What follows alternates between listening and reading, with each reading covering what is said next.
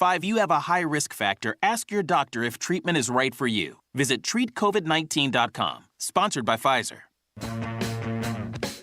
Join the voice of the Tigers, Dave Woloshin, for Wolo and Friends. Weekday mornings from 10 to 11, here on Sports 56 and 98.5 FM. We are Sports 56, WHBQ Memphis, and W253DF Memphis, Flynn Broadcasting Stations. It's time to get up and get your day started. Morant. A jawbreaker! It's Sports 56 Mornings with Greg Gaston and Eli Savoy on Sports 56 and 98.5 FM. The first hour of Sports 56 Mornings is brought to you by East Memphis Ace Hardware at the corner of White Station and Quince. Now, here are your hosts, Greg and Eli. They get up every morning from the alarm clocks, warning, take the 8:15 Good morning, everyone. Welcome in to Sports 56 Mornings on this Wednesday, December 13th, 2023.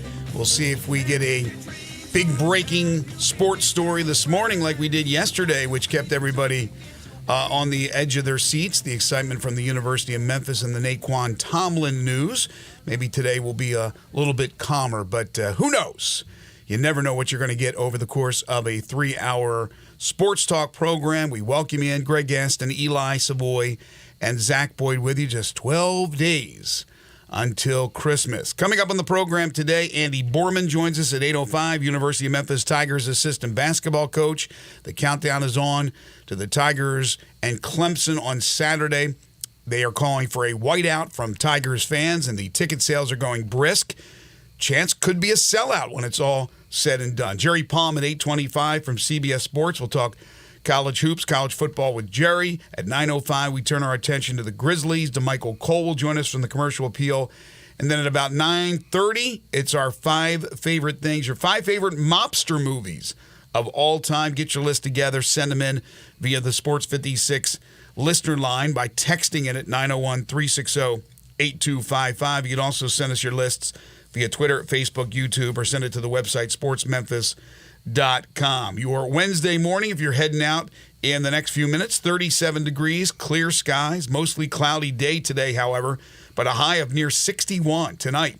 Fair chilly and a low of around 41 with about a 50% chance of rain this evening. We got plenty of NFL news, college football news, and a ton of NBA news. Grizzlies back in action tonight as they take on the Rockets in Houston. So we'll get to all these topics and much, much more. And again, that number I gave you for the 5 favorite things to send in your list. It's also the number to hit us up on, whether you want to call in during an open segment or text in 901-360-8255. Good morning. Good morning. The happiest of hump days to you and Zach. Happy Wednesday the 13th. Wednesday the 13th. 12 days until Christmas. So the song begins. What's happening on 12? Are maids a-milking at 12? Zach, do you know the tune? 12 days of Christmas? Are something leaping? Wouldn't this be the first day of Christmas? No, you go back. You go 12 to 1. Well, the song goes 1 to 12. Oh, does it? Yeah, that's right. You're right. You don't start at 12 and eliminate things. Well, yes, but you're counting down to the Christmas, so you would go 12. You know, if you're counting down days, you go 12, 11, 10, 9, 8. But you're right. The song begins with 1. So on the first day of Christmas, was it 12 my true love drumming? I don't know what I don't know. Maybe that's it. 10 but Lords are leading. I jumped the gun. He's right. So Today's on the first day of Christmas, true love gave to me Partridge in a Pear Tree. Partridge in a Pear Tree. All right, so today we celebrate partridges all around the world. And the Partridge Family, a terrific ABC sitcom back in the 70s. Before I your choose time. to celebrate the pear trees. You like the pears? I love pears. I had a pear tree in our yard when we grew up. I used to love pears. Do you like pears? Yes. I never liked pears. Zach, pears? They're cool with me. All the fruits, pears? Sometimes there's cut up a pear. I don't do it, but if I'll get a salad, I'll have little pieces of pear in there. That's fine, no problem. I've never just had a pear. Been an apple or an orange or a banana. I used to eat pears Grapes. all the time. Just go grab one off the tree and eat it. Wow. Delicious. Did you really? Did you have all pesticides on it and stuff like that? No.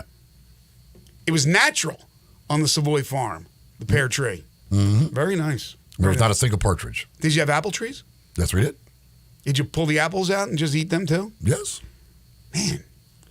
Red Delicious or I don't know what kind they were. I mean, were they red or were they the greens? We had both. Granny, what are they called? Granny, something grannies? The green There's apples? Granny Smith apples. Granny Smith apples, yeah. Which you use a lot, I think, when you make the apple pie. I did not have a Granny Smith, so they were not her apples. I don't know, man. As a young guy, I heard stories about you. You like the older women. All right, we begin with the NBA. Lots to talk about. Grizzlies in action tonight in Houston. Grizzlies at 6-16, playing Houston. They lost to Houston earlier this year in Houston. Friday, the Rockets return the favor and come to Memphis. That means the return of Dylan Brooks. Monday next week at Oklahoma City. After that, it's Ja time. On Tuesday of next week, he's expected to be in uniform and playing for the Grizzlies in New Orleans against the Pelicans. Excuse me. But at 6 wins, can they get a couple of more before he returns? You would think the best opportunity is against a Houston team that actually has been pretty good this year, rather than having to go to Oklahoma City and beating the Thunder on Monday. It would be nice to win 2 out of 3, whether it's a split in Houston and a win at Oklahoma City, or a split with Houston, or maybe a sweep with Houston. The problem is that they could get swept by Houston. And Dylan Brooks is playing terrific basketball. He has brought an edge to that team. He is playing within himself. He's not doing what he did certainly toward the end of his tenure in Memphis and jacking up shots. He's taking good shots. He's playing great defense. The acquisition of Fred VanVleet has been strong for this team to go with young players like Jalen Green and Jabari Smith. It's a good team. It's going to be a challenge tonight for the Grizzlies. Yeah, they are certainly a team on their home floor that is much better than when they go on the road. But right. I did not realize, I was looking at some stuff with them. I did not realize the type of year that Alperen Şengün is having. Yes. Dude, his numbers are incredible. I actually saw ESPN did their way too early all-star projections, and they had Şengün making on the team. And I was like, but yeah, I mean, he's averaging 20 points, over 6 assists. That dude is having an absolutely amazing year. He's right now is what he was supposed to be when they drafted him. He has turned into a really good player. Yeah, I didn't mean to slight him when I rattled off some names there. I just forgot. But Şengün has been fantastic. Houston sitting at 11-9. They're in 9th right now. By the way, the Grizzlies with these recent losses have now dropped 6 games behind the 10th place team, which would be the last team in the play-in, New Orleans. New Orleans at 13-11, the Grizzlies at 6-16. So the last couple of games, they have lost that at least somewhat in the vicinity range of 4 games. Now at 6, it's a little troubling. Again, I think if they can get to 8 before Ja returns, it gives them a fighting chance. That means they have to win, obviously, 2 of their next 3, and that's going to be very, very hard. So tonight, a challenge at Houston. Like you said, Houston's not good on the road, but the Grizzlies aren't good at home. Grizzlies are 1-10 at home, and they will come together on Friday night. In the meantime, last night in the NBA, wow, some late-night stuff was going on. When I hit the sack, I had no idea that Draymond Green would be back to his normal bag of tricks. Draymond Green ejected, flagrant 2, in the Warriors game versus the Suns as he turned around and just slapped Yusuf Nurkic in the face. He's ejected, his 3rd ejection this year, and now we'll see what the league wants to do. And I'm getting tired personally of saying that sentence. Let's see what the league does. Because apparently whatever the league does, it doesn't curtail Draymond Green from being Draymond Green. What should be done after last night? Because that was blatant. And I know he apologized afterwards. Oh, what a good man he is, apologizing. That was absolutely blatant. I still don't even know what he was. He claims he was trying to sell a foul, which I don't think. It was like the whole thing was bizarre because Nurkic wasn't really doing anything to him. Like he was just and he's like falling all over and then decides to do the leaping, spinning backhand. It was an MMA move. That's what it was. I have no clue what he was trying to do, what he thought he was doing. But yeah, I mean, at some point, the league is going to have to make a very, convincing statement to Draymond Green that you can't continue to do these stupid things. And if the last was 5, I don't know I don't know. I have no idea what they'll do here. But at some point, it cleared that what you're doing at this point is not having an effect on him. He doesn't seem to care. And, we see here Ja go from the 8 to 25 for his things. Again, completely different situations, but this is again and again that you're dealing with Draymond Green. To me, I would go at least 10, maybe more, to try and get through to the guy that you just can't continue to have these incidents. You can't continue to do things to other players, whether it be choke or hit or whatever. We're going to continue to try and hammer you. As you know, Ja Morant and his suspension partly went from 8 to 25 because he embarrassed the commissioner, right? It was a repeat. He told the commissioner face-to-face that he got the message, he understood, and then went out, and we know what happened. To me, Draymond Green, every single time he does this, even though it's in the act of playing a game, is spitting in the face of Adam Silver. He's basically saying to Silver, I don't care what the league does, it's not going to curtail me from what I do. And Silver's going to have to lay down the gauntlet here. He did it to Ja Morant, like you said, completely different. I understand. Completely different. But the dude's attacking players on the court, for goodness sakes. This wasn't a pushing, shoving match between two guys and it got out of hand. This dude made an MMA move. This spinning back flip of the hand, slapping him on the face, right on the face. And look, I know it wasn't a knockout punch. Nurkic sold it a little bit, but certainly he hit him flush. They have to come down hard on Draymond Green. If not, I don't get it. Because, again, he's attacking players. I'm not going to downplay what Ja did, but Ja wasn't out there on the court punching dudes in the face. This is the same guy who punched out a teammate. Draymond Green needs to be held accountable. And if it's not at least 10 games, something's not right. They have to come down hard on him. Yeah, I would think. I would think it would go to at least 10. I don't know. And I'm sure if it does, there will be an appeal, all of that stuff. And, sure. I don't, and I'm not sure what's all in the collective bargaining agreement about repeat offenses like these, repeat ejections, all that stuff, as far as these things are concerned. But if I'm Adam Silver, I would be trying to get the message across to Draymond Green that this type of stuff is unacceptable.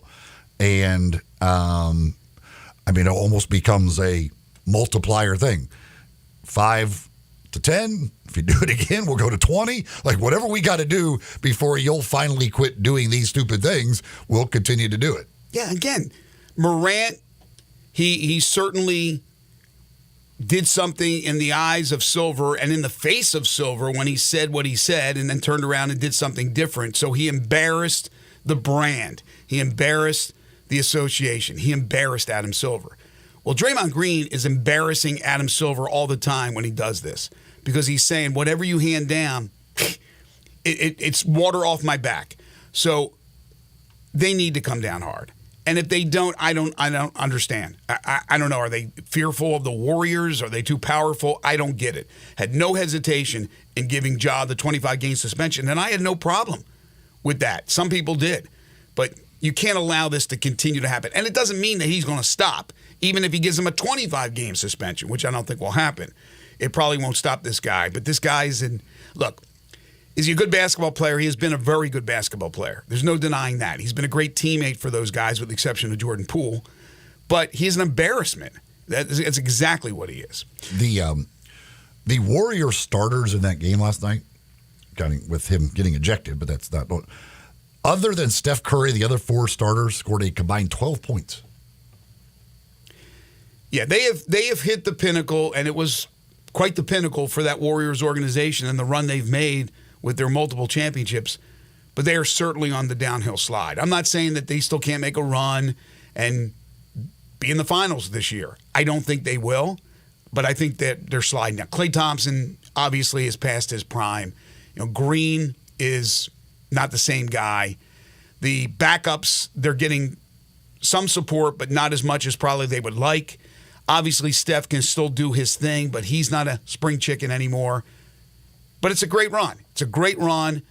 And, they turned the NBA on its head with what they were able to do. And then, of course, Durant jumping in and getting the title and then jumping out. But, yeah, this Draymond Green thing's embarrassing. Also, last night we had Jokic getting ejected.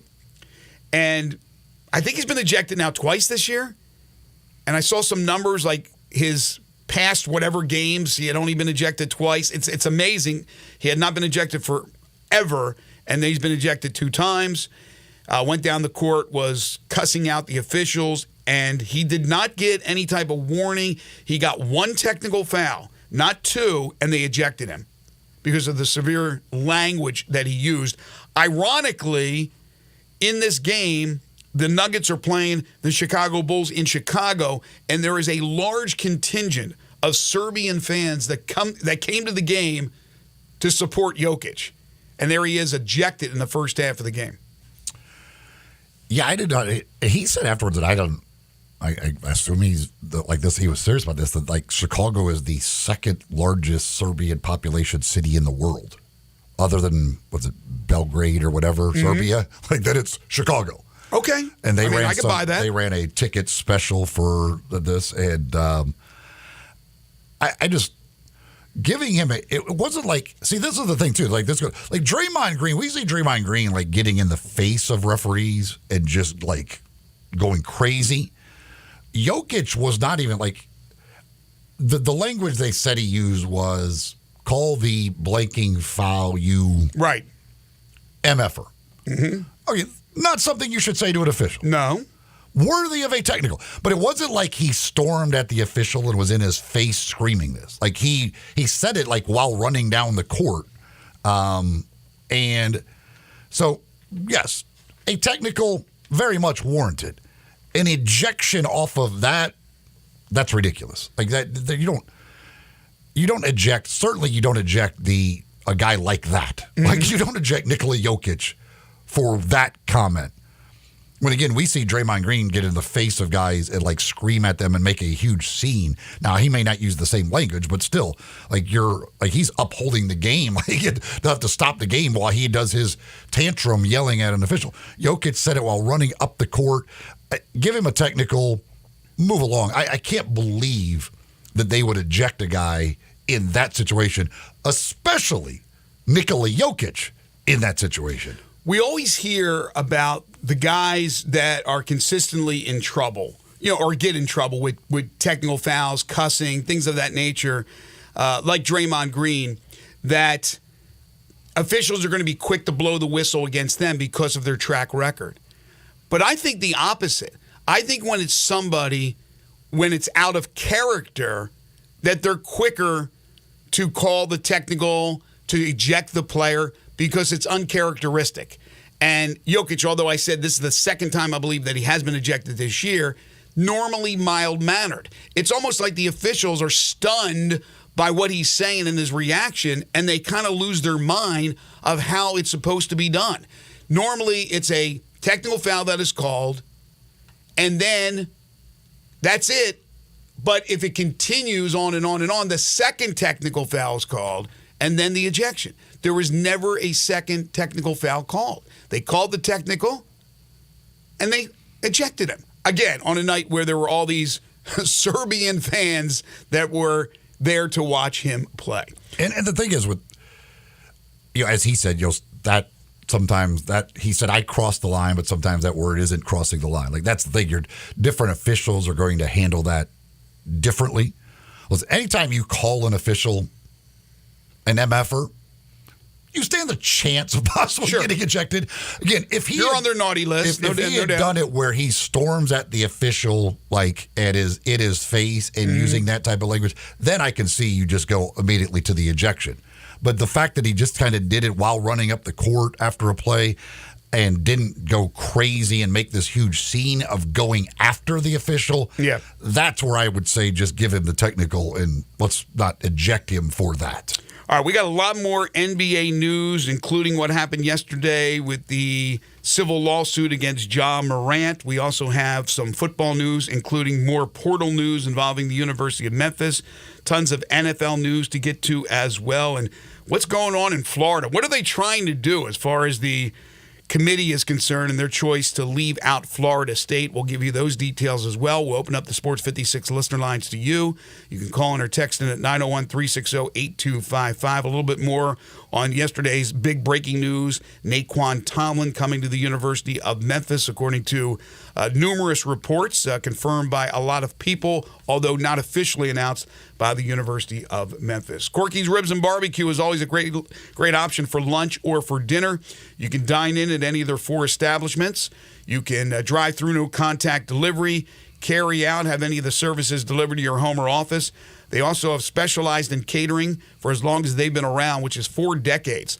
So you got a Christmas party, New Year's party, you want to cater by Corky's, just give them a call. They will take care of it for you. Doesn't matter how small or how large that party may be. They can do that for you starting as low as $8.99 per person. And it's not too early to start thinking about dinner for Christmas, for New Year's Eve. You want the folks at Corky's to take care of it for you. They can certainly do that. So you're not there cooking all day long for the family, for the friends. Let Corky's do the cooking for you. You can order your smoked whole turkey and your spiral sliced honey glazed ham with all the fixins right now by going to corkysbbq.com. That's corkysbbq.com. Pickup dates December 22nd through the 24th for that delicious smoked whole turkey and spiral sliced honey glazed ham. For all their great barbecue options and all the other options they have, including delicious catfish plates, tamales, and even hamburgers, it's Corky's Ribs and Barbecue, Poplar Avenue in Memphis, Poplar Avenue in Collierville, Germantown Parkway in Cordova, and Goodman Road in Olive Branch. Just underway on a Wednesday, this is Sports 56 Mornings with Greg and Eli on Real Sports Talk, Sports 56 and 98.5 FM. Add a little fun to your lunch break. Join Johnny Radio for Sports 56 Happy Hour from 11 to 1 every weekday on Sports 56 and 98.5 FM. They're taking care of beerness in Memphis right on the river with Grind City Brewing and all of their great products. Look, this was a dream come true for a father and son duo. And if you have not been to that brewery right on the river, just to the north of downtown, you're really missing something special. And now you can't miss their products. Wherever you go, you see a brand new label. It's clean, it's beautiful, it's distinctive. You'll know Grind City Brewing, and of course you know their products like Poppy's Pills, that great Pilsner, or Tiger Tail, that very creative craft malt liquor. There's the new Thaddeus Amber Lager. That is absolutely a great light beer. There's the India Pale called Godhopper. It's outstanding. And then there's the Belga, the Belgian-style wheat ale. They keep bringing hits at Grind City Brewing. Hey friends, Bill Russell at Russell Brothers Fine Jewelers, and it's now time to get serious about Christmas shopping for your special lady. As we celebrate our 38th Christmas at Russell Brothers this year, we've gathered the most stunning collection of beautiful diamonds and gemstones that you can possibly imagine. Exquisitely designed and crafted with the finest workmanship, our array of rings and bracelets, pendants and earrings will dazzle your lady and will give her the message very clearly how much you care about her.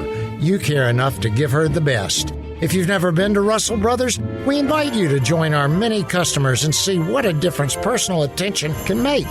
Drive right to our front door. Come on in and be a part of our 38th Christmas, and let us show you what value, quality, service, and selection can look like as you choose a piece for her that will make you the very best Santa Claus ever. Russell Brothers Fine Jewelers, 4646 Poplar at Perkins.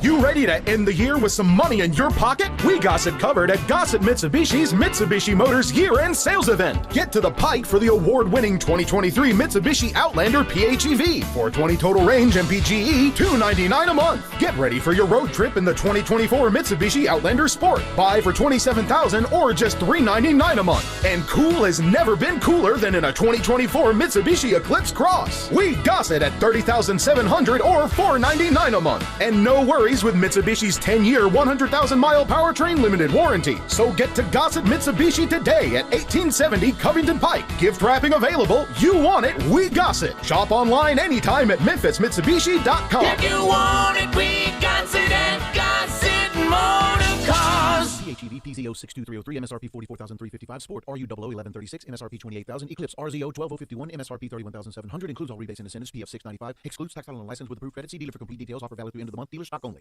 I know we say it all the time. Bell Tavern, Memphis's perfect downtown bar, is not a sports bar. It's a bar that happens to have sports on the high-def TVs. You know what a great bar Bell Tavern is. You know how great the signature cocktails are. You know how amazing the food is. And all that is what makes Bell Tavern such a great bar. But what sports we have on those TVs this month? If you love college basketball, the NFL, the Grizzlies, and college football, well, for this month, you can pretend Bell Tavern is a sports bar. A very civilized sports bar. Listen each and every Sunday morning at 10 a.m. and join Ottawild Presbyterian Church for worship. Ottawild is a PCUSA church located in Midtown Memphis. Sports 56 traffic brought to you by Curfew. Enjoy the ultimate dining experience at Curfew. Wednesday is Wing Wednesday with sweet fire chicken wings and fries for just $18 and $2 off draft beers. Curfew American Tavern Craft Cocktails, your new destination. 164 Union Avenue, main floor of the Canopy Hotel.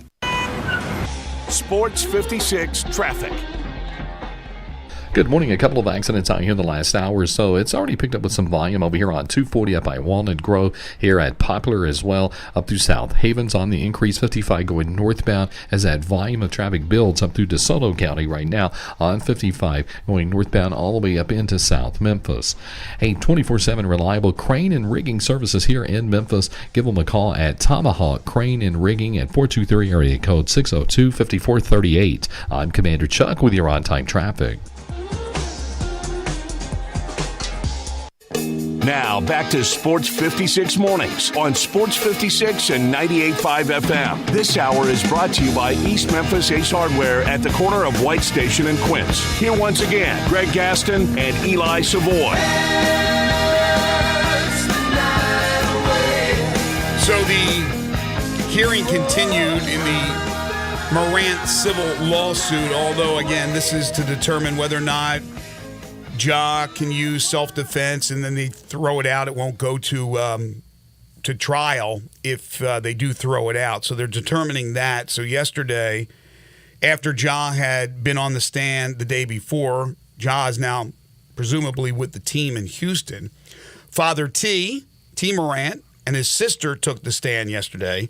Devontae Pack testified, but Josh Holloway did not. So I don't know, is this continuing through today? Because I expected, and I think it was reported, that he would take the stand, but according to everything I read, he did not take the stand yesterday. Of course, this is Shelby County clerk situation here with this civil lawsuit. Again, this is to determine whether or not Ja can use self-defense from getting hit with a basketball. And then they'll decide whether or not this will continue, this civil lawsuit. All right, Oklahoma City voters have approved a sales tax for $900 million to build a new arena.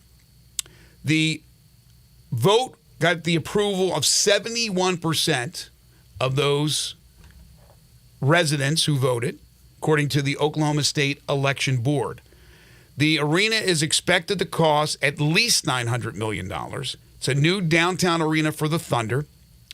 Adam Silver said in a statement, the vote is an example of the connection between the team, the fans, and the community.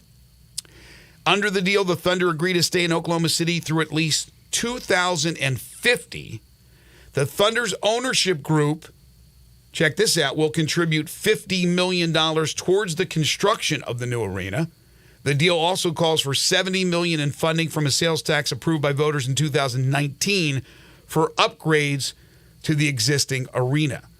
So, they are moving forward. Oklahoma City, they got the money, they got the support, and they got an owner who actually contributes to the construction of the new arena.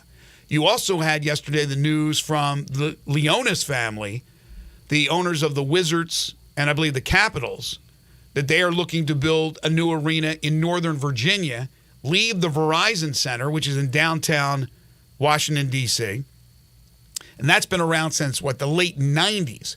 So we're right at that stage, 20, 25 years where new arenas are built. And obviously here in Memphis, the Grizzlies not looking for a new arena, just looking for enough funding to do the proper renovations that they want. And then hopefully that will satisfy all parties. The issue right now is we still don't know what exactly they want. That has not been divulged, that information. But here we are around the league looking at other arenas and the funding that they're getting and also the support that they're getting from ownership. Yeah, I mean, it's if you're Oklahoma City, it's your major professional sport. You're one, much like here in Memphis. You can't afford to lose them.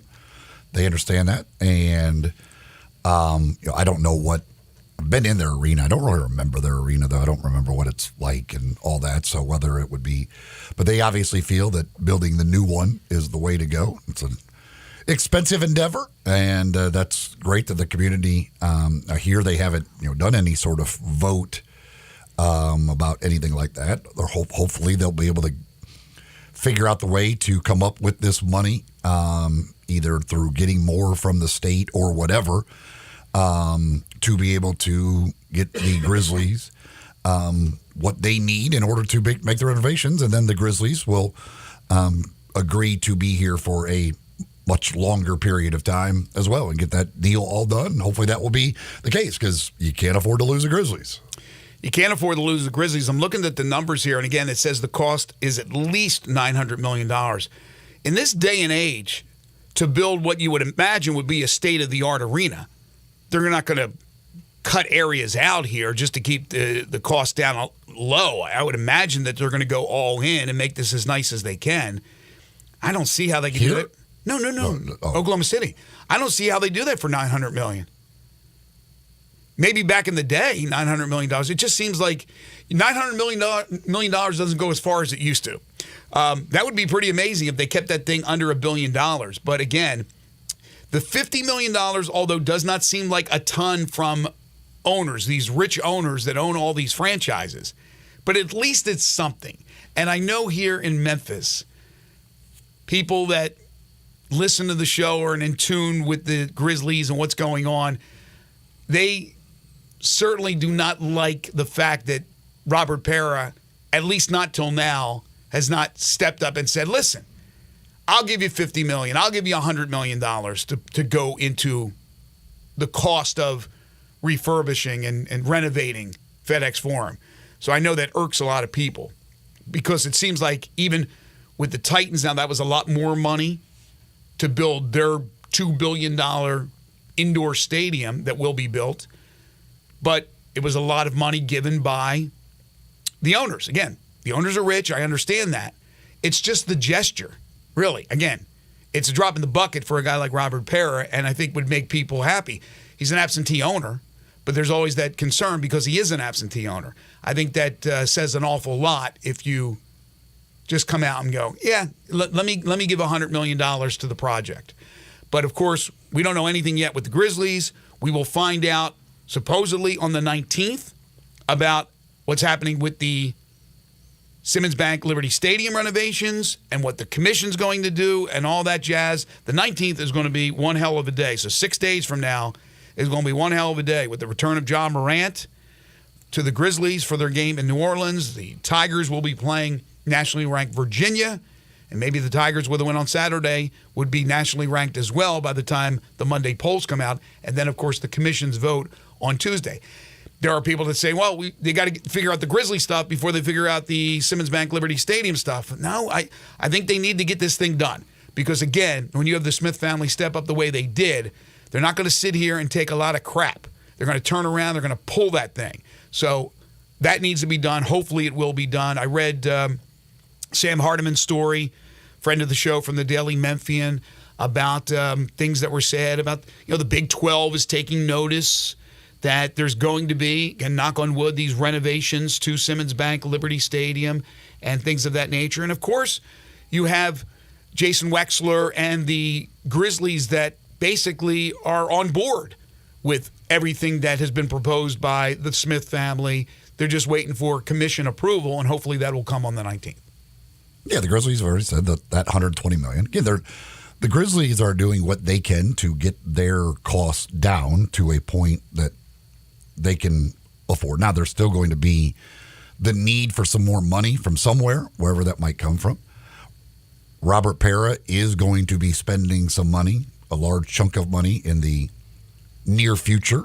Is he? It will not be on the stadium. Oh, okay. Arena. Now, he might end up doing that as well, but Robert Pera will be investing money here on that team locally in the near future. What's going to be involved in that? Do you have any idea?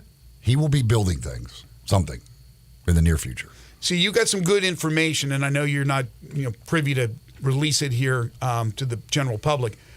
But do you think, and this goes back to what Richard Smith kind of alluded to. He didn't say it directly, so don't get me wrong. But, and I know we have Beale Street. I understand we have Beale Street. But is it even possible to do something like they do with baseball now? St. Louis has it. Chicago has done some great things. Philadelphia has it now as well. To build some sort of village, community, if you will, that has the arena or the stadium in the cases of baseball at the centerpiece with different establishments for eating and drinking and things of that nature. Again, aside from what's going on at Beale Street, are these things that are possibilities for the future? Because I don't know where that would be. I mean, that's why they, I think, built the arena where they did, because you have that naturally there with Beale Street. Well, I know, but Richard Smith had alluded to talking about the continuation of improvements to downtown and more building of downtown and instead of going away from it, building it up. So I don't know. I mean, I always wonder if there's anything else to add.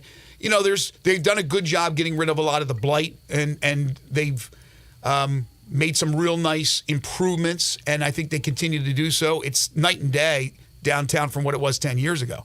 Now, God forbid one day you lost the Grizzlies, and that would go the opposite way. You would have the opposite effect with that. But hopefully that is not the case, and they get these things settled. But again, Oklahoma City, everything's approved. They're going forward with that, and we'll see what happens with Washington. A nice downtown arena that will go abandoned if they get the approval and they're able to build this in the Northern Virginia area to move. So it's interesting. The Capitals and what was the Bullets, now the Wizards. I covered them when I worked in television on the Eastern Shore of Maryland. Not daily, but I would go over and I would cover some games. I'd go to the Capitol Center. The Capitol Center was located in Maryland, okay? Then they moved to the Verizon Center, located in D.C. Now they're talking about moving into Northern Virginia. So go from Maryland to D.C. to Virginia. Before too long, Washington teams will be in North Carolina. They continue to go south. Moving wherever you got to go. wherever you can find some land. Exactly. Got takes a lot of land to build these things. You got to find wherever that is available. Man, time is flying by though, because I posed the question last night. I go, how long is the Do they leave their old building standing, or do they knock them down? The Capitol Center is. The Capitol Center's gone. I'm pretty sure it's gone. There was a Six Flags there too. I think that might be. I don't even know anymore. But it'll be interesting to see what they do with the Verizon Center. It's not like the Mid-South Coliseum. I mean, it's only, again, 25 years old, something in that neighborhood. But that seems to be the running rate, doesn't it? As far as arenas, 20, 25 years. That's it. And then you move on to get a new one. That's in, other than like baseball, which has stadiums around forever, obviously, Right. Wrigley. Some of them are, and some are different than others, obviously. But generally, with these arenas, and even in the NFL somewhat, you in 20, 25 years, like, you're either going to have to do a major renovation or you have to build a new stadium. I mean, that's just you got to upgrade the price of doing business in the professional sports world for the most part, with these arenas and stadiums. Right. Think about the Titans. And the thing is, you're trying to, because baseball, again, a little different because it's not the same thing. All of these stadiums and arenas not only are hosting the games for whatever team, but they're also competing for concerts and so many other things that you have to be up to date in order to be able to win those battles and get these tours and everything to come to your city. Right. When you're competing with all of these other arenas around the country. Baseball isn't necessarily doing that. So these are different places when you're talking about NCAA tournaments, concerts, all of these other things that are looking for places to go. You need your arena to be state of the art in order to continue to get those things to come to your arena. No question. And it seems like the time period is 20 to 25 years that those upgrades need to happen. From the world of college basketball, David Jones named the Oscar Robertson National Player of the Week by the U.S. Basketball Writers Association. So not only was David Jones named the American Conference Player of the Week, deservingly so, he gets a national honor. And I can't remember, maybe somebody can help me with this, the last time a Tiger player was given a national honor as far as a weekly or monthly, Player of the Week, Player of the Month. But that is a big-time recognition by the U.S. Basketball Writers Association for what David Jones has done so far for Memphis. In the meantime, nothing new to report, at least this morning, on Naquan Tomlin, other than, again, according to several reports confirmed by some, including Parth Upadhyay, who will join us tomorrow on the program. I did a podcast yesterday at the Daily Memphian with Parth, and his sources confirmed that it is a done deal. So he is coming to play at the University of Memphis. Now, when he gets enrolled in school, when he starts practicing, when he'll be eligible to play, as far as when Penny would want him to play, I don't know. I assume we're going to get answers, at least some answers to some of those questions when Penny becomes available later this week for the media in preparation for the game against Clemson. But it is certainly big news. And again, we still don't know yet about Jordan Brown's status, although most people believe that it kind of spells the end of the road for him. But where would he go? I just don't understand how that dynamic would work if all of a sudden he's still on the team and here's a guy in Tomlin who's playing over him, and then maybe Dandridge is getting the other minutes as a backup, which he's done a good job so far. That could be very, very strange. Also, obviously, got to find the chemistry between a new player coming in midseason to a team that's already pretty much on the same page. So this is going to be an interesting time for Memphis basketball, and they got huge games coming up, as everybody knows, against Clemson and against Virginia, two nationally ranked teams that will be at FedEx Forum. From the world of college football, Cameron Smith, University of Memphis, is hitting the transfer portal, according to his posting on social media. He is a grad transfer, so he's got one more year to go. Cameron Smith, I thought, did a pretty nice job for Memphis. So that's at least 3, if you're scoring at home, starters for Memphis that have left via the portal. 2 starting offensive linemen. Well, we've already seen him leave the PGA Tour for the LIV Tour. So it's not surprised to see Cameron Smith want to make another transfer. You had McCallum Pounders. You had Davian Carter. And now Cameron Smith. I may be missing 1 or 2, but certainly those guys are impactful, and they are moving on. From the portal world around the country, Tyler Van Dyke, quarterback, one of the many, many quarterbacks who have hit the portal, is transferring from the University of Miami to Wisconsin. Does he realize Wisconsin doesn't throw the ball? Does he realize the change in weather he's going through? Go buy your winter clothes. Miami to Wisconsin may be the most extreme weather change you could do. I mean, that's a bold move. That is a different wardrobe. That is a different wardrobe you're going to need in Wisconsin than what you need in Miami. I will tell you that. Tyler, you better get ready. Get a whole new wardrobe ready. That's where NIL comes through, right? Hopefully as a sponsor with an apparel company, and they'll take care of them. When we come back, we got NFL news to get to, and what is going on down in Florida with their attorney general. Man, oh man. There's always craziness, especially in Florida. This is a little bit wacky, to say the least. Folks, if you're ready for a new Silverado, All-Star Chevy in Olive Branch has financing down to 1.9 or up to $10,000 in cash. Plus, make no payment for 90 days, and your good credit deserves it. Check out all the red tag deals they have at All-Star Chevrolet, Tahoes, Equinox, Trailblazers. Families love the Traverse with the third row seat, so you can do more together. Christmas and holiday trips. What are you doing New Year's Eve? What are you driving? Check out these great vehicles at All-Star Chevrolet. Military, teachers, college students, healthcare workers, you get an extra $500 bonus. If you want a certified pre-owned Chevy or any pre-owned automobile, All-Star is loaded up. If it's not there, just ask Jeff. He'll find it for you. In fact, Kevin and Jeff and everyone at All-Star Chevrolet asked me to wish everyone on their behalf a Merry Christmas and a Happy New Year. Remember, it's not South Haven, not Mount Moriah, not Bartlett, not Collierville.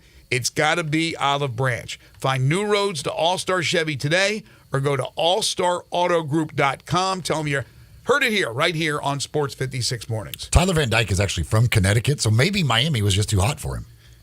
He is from Connecticut. I got to get out of this hot weather. I can't play down here. I need some cold stuff to deal with. So maybe that might have been the problem. He's like, this is just dumb. I don't know how you guys deal with all this hot weather. I got to get back to cold weather. Or you can use it for an excuse, whatever the case may be. You're tuned in to Sports 56 Mornings with Greg and Eli on Real Sports Talk, Sports 56 and 98.5 FM. You already know you can listen to Sports 56 anywhere with the Sports 56 app, or at sports56whbq.com. But you can also watch us daily with live video of all of our shows on Twitter, Facebook, YouTube, and Twitch. Roofs, roofs, and more roofs. Chris Price here with Metro Builders. Is your roof leaking? Do you have mold stains on the ceiling of your home or business? Is your carrier denying your claim or offering a repair simply because they don't have enough documentation? You need a contractor that performs work for insurance claims for policyholders each and every day, and Metro Builders is here to assist. Call Metro Builders. At Metro Builders, we provide free estimates, consultation, and claim repairs. Metro Builders' process of arriving, inspecting, diagnosing problems, and estimating is second to none, commercial and residential. Our team of Hague-certified technicians are standing by to assist you with providing estimates and photos to your carrier to document your loss. All you owe is what your policy states. No large fees on top of the final scope. We use high-grade materials and are certified by companies like Atlas, CertainTeed, Owens Corning, and Mulehide with labor warranties up to 50 years on all of our jobs. Metro Builders provides roof repairs across the Mid-South. Call Metro Builders to schedule your inspection free. Call me. 901-375-1717. That's 901-375-1717. Get the home field advantage every time with Fairfield by Marriott, the official hotel of the NCAA. Whether you're a student athlete working towards your championship dreams or your team's biggest fan, Fairfield by Marriott has everything you need to get ready for game day, from comfortable guest rooms to a complimentary hot breakfast. Visit fairfield.marriott.com to book your next game day stay. Fairfield by Marriott, part of the Marriott Bonvoy portfolio of hotels, an official hotel of the NCAA. It's our season of giving back at Gossett Kia on the Pike, and we've got the perfect holiday gift for you. Hit the road with 41 MPG Highway 2023 Kia Forte LXS, $239 a month, $27.99 due at signing. Get road-ready SUVs, Seat 7 2023 Kia Sorento LX, $319 a month, $34.99 due at signing. And 8-passenger seating in your new 2024 Kia Telluride LX, $459 a month, $34.99 due at signing, all 36-month lease. Plus, you'll get peace of mind with Kia's 10-year, 100,000-mile powertrain limited warranty. Ask for Bobby J. He's ready to put you in a new Kia today. Gossett Kia, 1900 Covington Pike, or online, KiaCovingtonPike.com. If you want it, we got it at Gossett Motor Cars. All 650 acquisition fee, Forte RE 699,094, MSRP 21,385, Sorrento PG 242,710, MSRP 33,010, Telluride RG 462, 2822, MSRP 38,705, includes all rebates and incentives, must finance through Hyundai, excludes tax title and license with approved credit. See dealer for complete details. Offer valid through 1/2/2024, dealer stock only. Tease the season at Edwin Watts Golf Shops by Worldwide Golf for holiday specials this year. Featuring the TaylorMade Stealth 2 Carbon Woods that combine speed and forgiveness to unlock forgiveness. Now up to $100 off. And from Bushnell, the new Tour V6 Series laser rangefinders provide you the most accurate distances in golf. There's always gift cards in any amount for the special golfer you're shopping for. Edwin Watts Golf Shops is home of the 90-day satisfaction guarantee. Shop us in store or online at worldwidegolf.com. Now back to Sports 56 Mornings on Sports 56 and 98.5 FM. This hour is brought to you by East Memphis Ace Hardware at the corner of White Station and Quince. Here once again are Greg Gaston and Eli Savoy. So the Florida Attorney General is launching an investigation into the College Football Playoff Selection Committee and their decision to leave Florida State out. You talk about a waste of time and energy and money and just ridiculousness. It happens all the time with politicians, obviously trying to do good in the community with their constituents. I understand the uproar. I've been one that has been certainly on the side of Florida State, should have gotten in. Let it go. Let it go. Let it go. It is dumb. It's so dumb. It is so dumb. From the National Football League, the injuries just keep on mounting, especially with frontline NFL quarterbacks.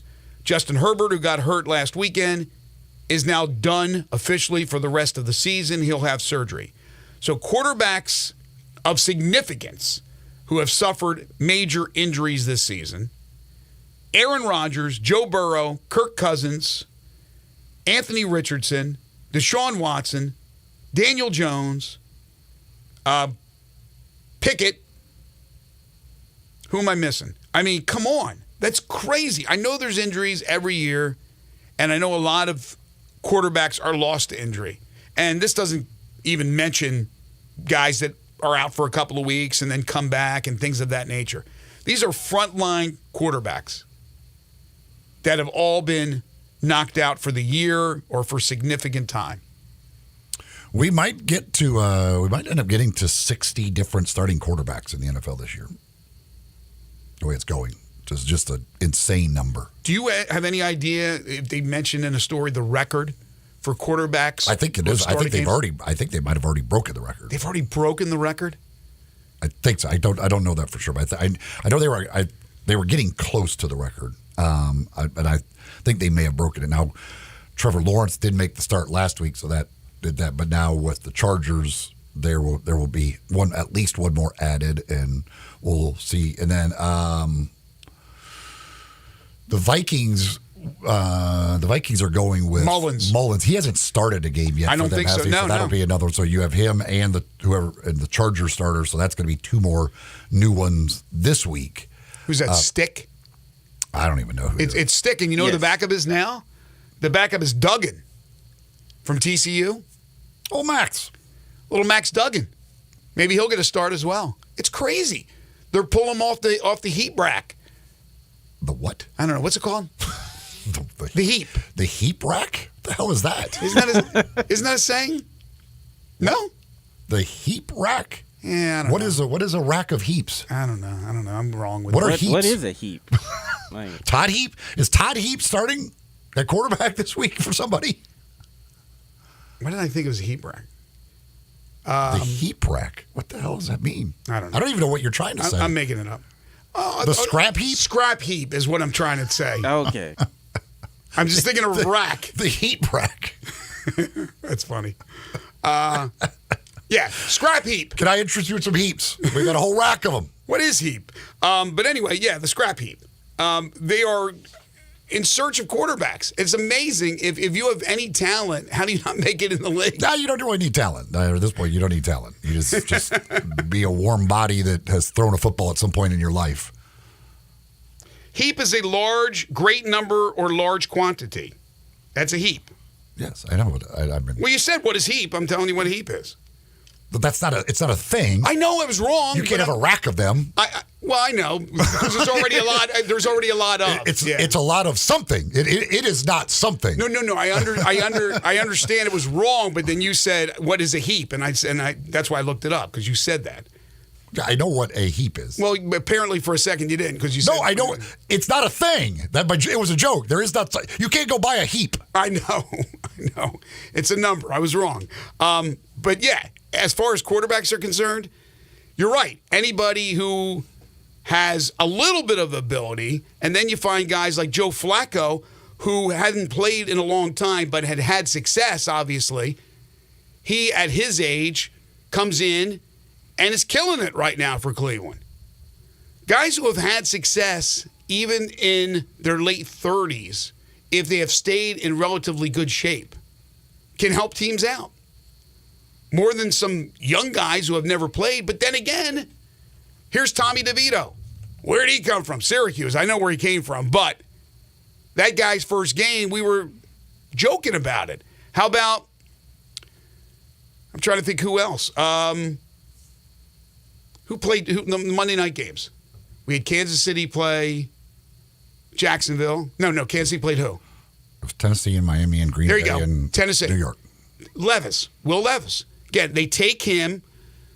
He almost falls into they got him at the end of the first round or beginning of the second. Might have been the beginning of the second, right? So here's a guy who they looked at maybe a first rounder. He slides. They take him. He's the third string quarterback to start the year.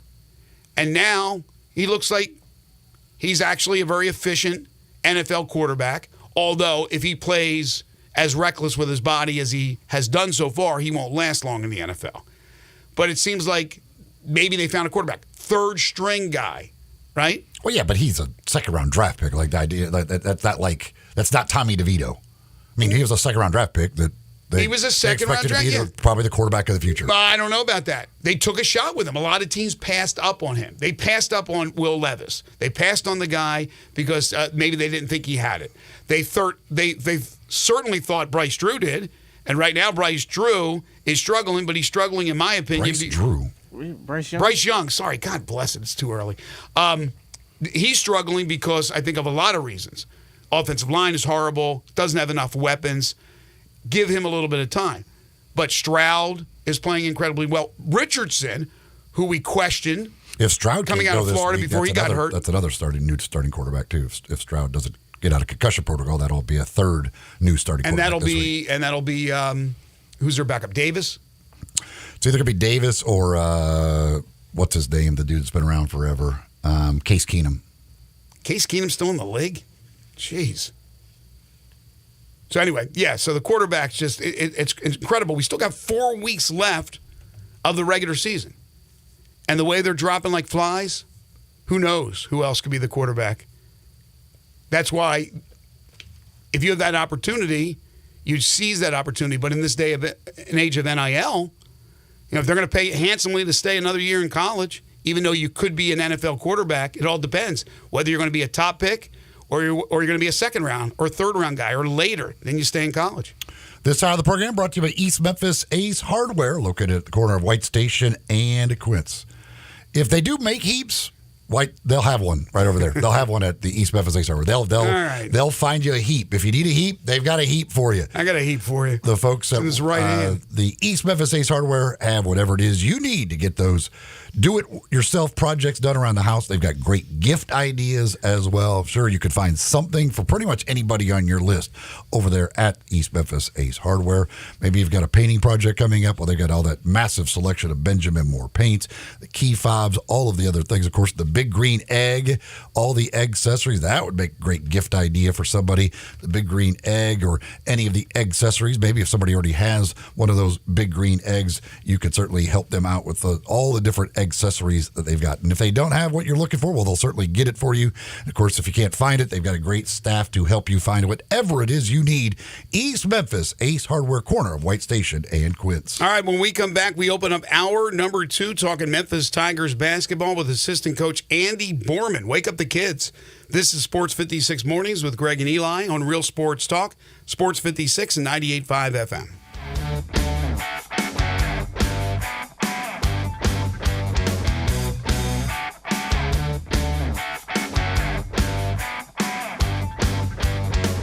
Simple, smooth, and every sip as easy as the last. Tito's handmade vodka tastes just as good with tap water as it does with your favorite mixer. Back in the day, Tito distilled, hand-bottled, taste-tested, sent to a few friends, then taste-tested again to give you the finest juice around. No frills, no flavors, no fancy labels, just the good stuff. Just Tito's. For recipes, videos, and more, visit Tito'sVodka.com. Distilled and bottled in Austin, Texas, 40% alcohol by volume, namely 80 proof, crafted to be savored responsibly. All 650 acquisition fees. Sportage R723 5498 MSRP 28940. Sorrento PG 424,710 MSRP 33,010. Telluride RG 462822 MSRP 38,705. Includes all rebates and incentives. Must finance through Hyundai. Excludes tax title and license. See dealer for complete details. Offer valid through 1/2/2024 with approved credit dealers.com. Hey, my man Jeff Allen, what's going on for the holidays over at Gossett Kia South Mount Moriah? It's the season of giving back at Gossett Kia on Mount Moriah, and I've got your holiday presents right here. Tell us about it, Jeff. Award-winning SUV 2024 Kia Sportage LX, $299 a month, $34.99 due at signing. 2023 Kia Sorrento LX, perfect for your road trips, $329 a month. And the 2024 Kia Telluride LX, we Gossett at $459 a month, all 36-month lease. Well, you can't get much better than that, Jeff. And all Kias come with the 10-year, 100,000-mile powertrain limited warranty. So whether you live in Horn Lake, South Haven, Olive Branch, or Memphis, you'll be happy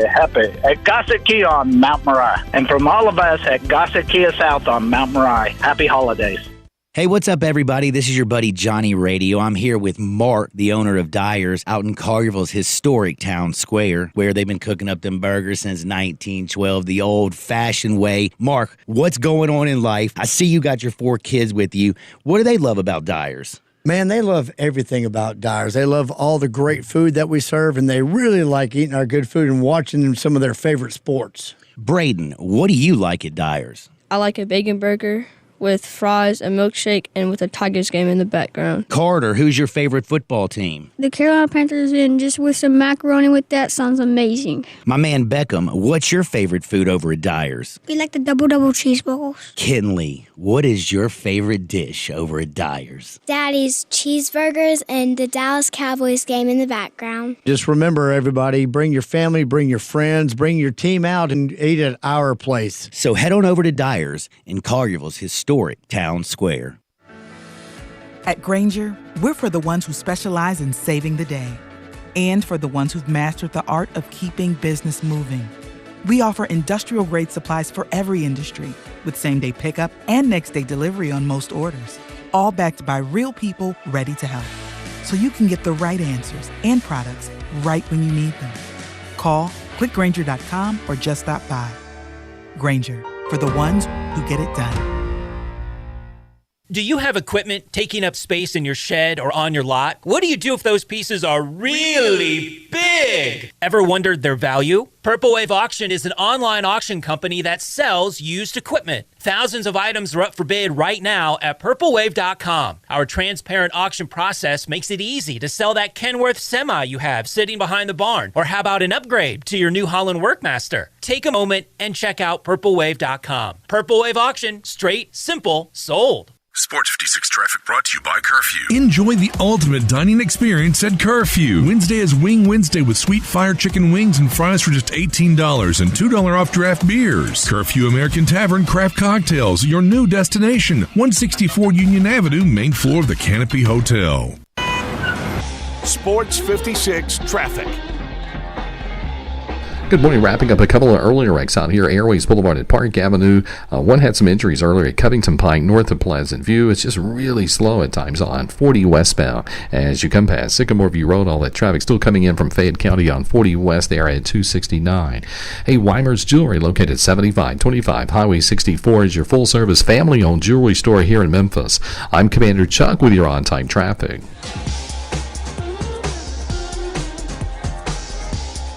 We are Sports 56, WHBQ Memphis, and W253DF Memphis, Flynn Broadcasting Stations.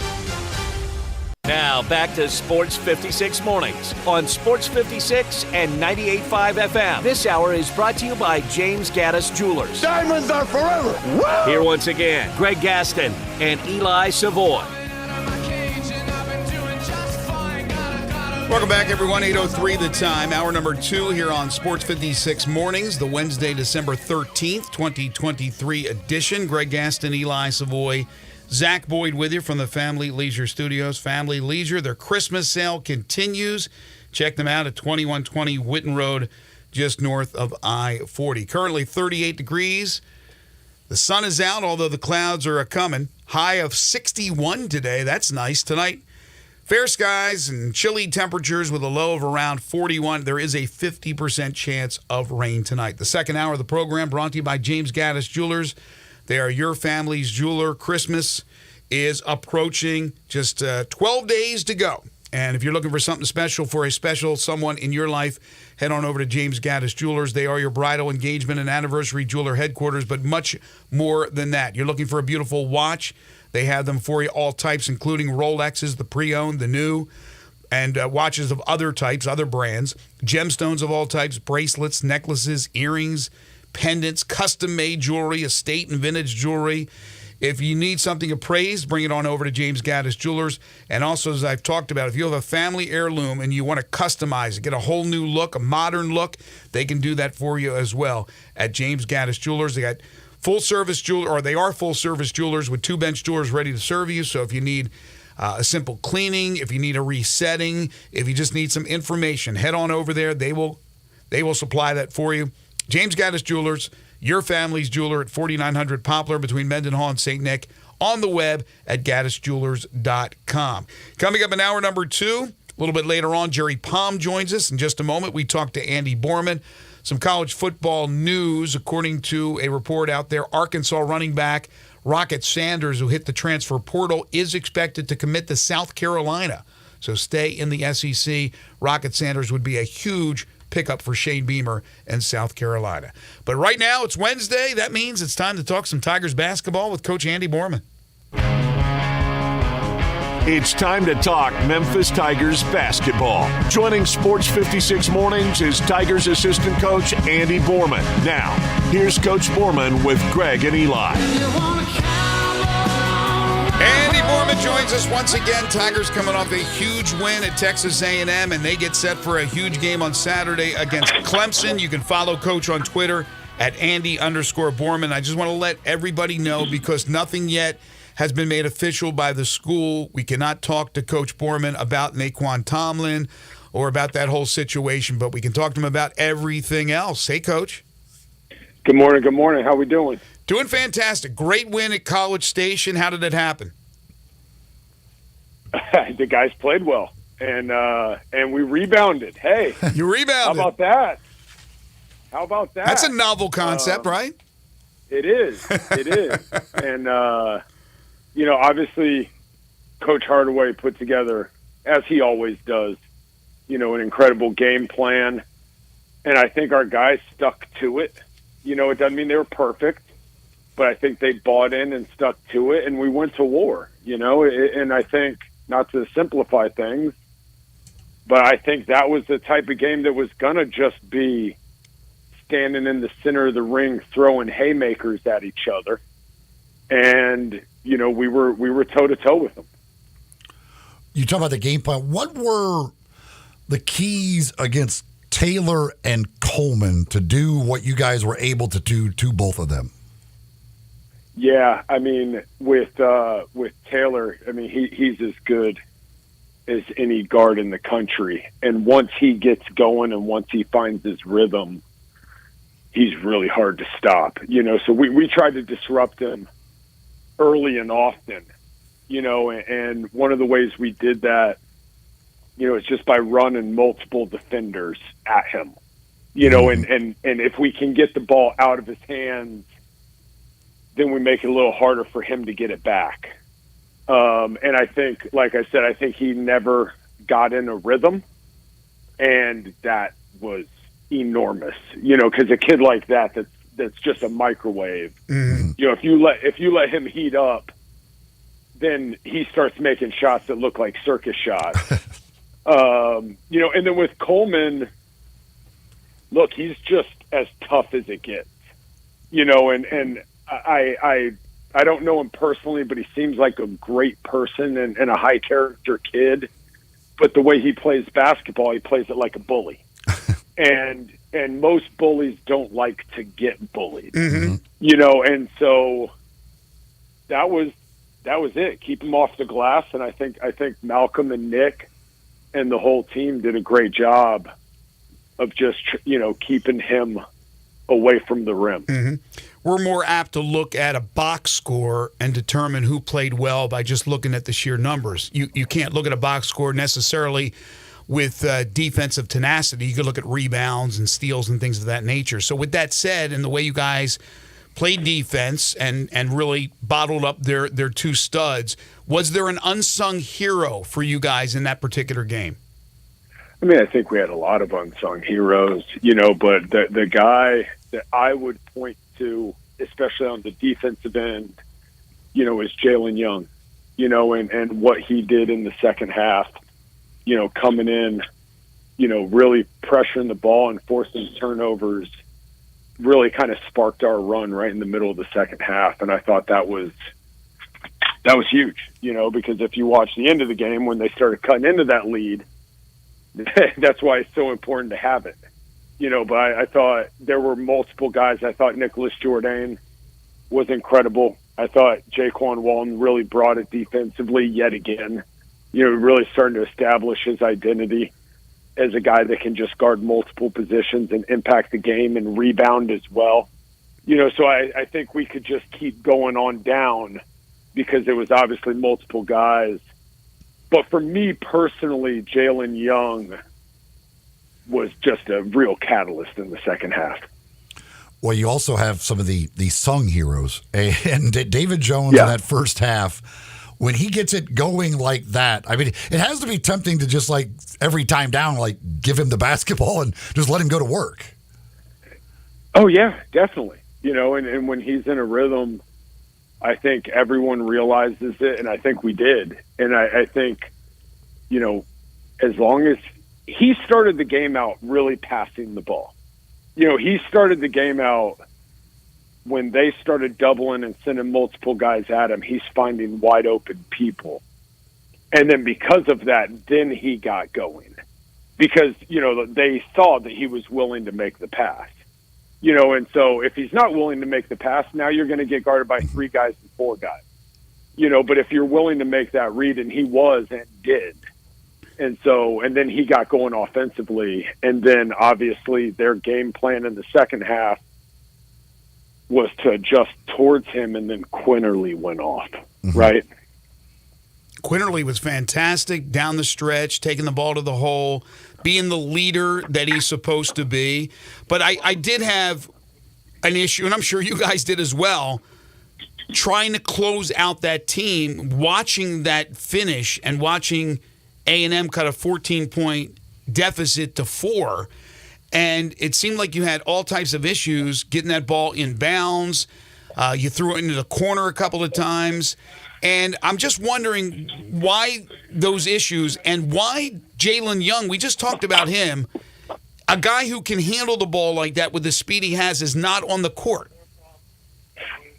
Yeah, I mean, I think it's one of those things where we need to obviously clean it up, and we have. Well, I'm not saying we've cleaned it up in game, but we've been working on it, kind of how we were talking about rebounding in the past. Right. It's one of those things where you're like, well, I mean, Andy, hey, look, it's great that you guys are working on it. When are we going to see it? Mm-hmm. Right. And so, every single day in practice, pre-practice, in film, I mean, it is the diagrams and the practice of it. I mean, these guys run it flawlessly in practice. And we just need, in the heat of the moment, for them to do it twice in a row. And the minute they do it twice in a row, it'll become a habit, and it just needs to happen. I don't know how else to explain it other than get the ball in bounce, hit the open man, make your free throws, take care of the ball. Well, that's the key, but to hit the open man. And at times I see, and I don't want to sit here and say, well, maybe it's a little bit of selfishness that they want to get, that particular person wants to get to the free throw line. But it seems at times like there was one time where David Jones, who is fantastic and shoots great free throws, but he's trying to dribble through 3-4 guys. He's not that kind of ball handler. I mean, that's when you got to give the thing up. So I'm sure these are the things you're talking about working on. No, I mean, verbatim, right? Verbatim, Coach Hardaway said yesterday to our team, you guys are expecting to get fouled. Right. And they're not fouling you and they're trapping you. And then, you need to hit the open man. Like the right answer to any, Coach, they were going to foul me. You still hit the open man. It runs clock off. Mm-hmm. Well, Coach, I thought they were going to foul me, but you still hit the open man. Mm-hmm. Just hit the open man. Just hit the open man. I mean, we have multiple ball handlers on the floor. So I hear what you're saying about Jalen Young. But by the way, there was not a guy on the floor that can't handle the ball. So it's not like, hey, why didn't you take out, Arvydas Sabonis and put in your guard, right? Like every single kid on the floor. True. Like a capable ball handler, and by the way, a good free throw shooter, and by the way, a good rebounder and a good defender. Mm-hmm. So I mean, it's really they just need to do it. I understand. And they've been, and by the way, you're spot on. And it is an identifiable problem that we've been working on. And if we can, to show the beauty of our team and the ability of our team, hey, if we can do that, we're going to get even better. Mm-hmm. Right? So it's just something that's got to click in. One of the issues in this game was Malcolm Dandridge's foul trouble, and he fouls out of the game in just 11 and a half minutes. What were the issues that led to him getting into the foul trouble the way he did? I mean, his first foul where he offensively pushed off on their big kid, it's just completely unnecessary. Mm-hmm. And then his last foul wasn't his, that was Quinterly's. That's what I thought. So,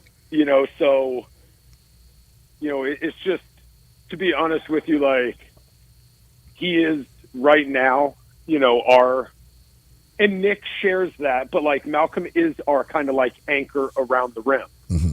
And so he is going to be put in situations, where everything's 50-50, right? He's protecting our rim, and sometimes it's a block and sometimes it's a foul. And I just think because of that, you can't pick up the silly ones. Mm-hmm. Yeah. Just because you're going to be in that position so many times that we just can't afford the ones that are completely unnecessary. That being said, with him, I want to say he finished with seven rebounds in 11 minutes. He did. Mm-hmm. And so he's getting there, Mm-hmm. he is in great shape.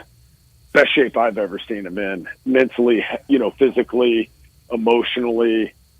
And I think he was great. I just think, you got the one that was kind of his fault that was unnecessary, and then the one that wasn't. Yeah. And if neither one of those occur, he has 3 fouls and probably plays 11 more minutes, and we're, talking about how he had 16 rebounds that game. Mm-hmm. All right, before we turn our attention to these two huge games coming up against Clemson and Virginia, real quick, you mentioned earlier about Jaquan finding his identity defensively, but he started the season like gangbusters offensively. He has struggled since. What's the issue with that? I think it's just everybody finding their role, and that's something we spoke about yesterday as a group, and the players and Coach Hardaway, really talking about how can we all coexist and complement one another, and I think for him, stay the course defensively, and you're getting good looks, man. Mm-hmm. And we know you're a shooter. I mean, I'll give you the perfect example with him is Virginia Commonwealth. I mean, he didn't play for 12-ish, maybe more in the second half. And Coach Hardaway started him in overtime. And the first play of overtime, he bangs a big three. Right. And so there is not at all any lack of confidence, of us in him or of him in himself. And he's getting and taking good looks. I just think what we're seeing is, a couple games in a row, where it's like 1 for 5, 1 for 6. And I just, hey, look, let's talk this into existence here. But like, he's going to have that game where he goes 5 for 6. And then everybody's going to be like, oh, there he is. Mm-hmm. So maybe that's us saying it's going to happen against Clemson. There you go. Well, speaking of Clemson, they are obviously undefeated. They've got a big man who can score, can rebound, can step out on the floor, knock down threes. They've got some guys having some really good years. What do you need to do? What's the expectation against this Clemson team? They're really good. They make no mistakes. They literally live off of your mistakes. And they've got, a kid in PJ Hall that's probably a pro, and a kid in Joe Girard that's kind of like reinventing himself. I mean, he scored like 5,000 points in high school, and at Syracuse, Girardi was kind of like, don't get me wrong, he was instrumental, but he was a little bit of a role player. Mm-hmm. And now he's like, he gets to, if he makes a shot, they're going to run 5 plays for him in a row. Right. Like if he gets hot, they're going to try to let him score 40. And so he's kind of like, oh, this is great. I can be myself again. And they got a lot of confidence, and they play really, really good, disciplined basketball. Like, they're the definition of a team where, like, their sum is greater than their parts, right? Like, they truly complement, and they're tough. Like, please don't judge them based on any type of looks. These kids are tough as nails, and they're bullies, and we got to know that. But you're back at home for the first time in about a month. That's got to feel good. It does, and I think personally, and I hope, and I know people, I'm not the first one to say it, and I don't think me saying it is going to make anyone buy tickets here, but I hope we pack this sucker out.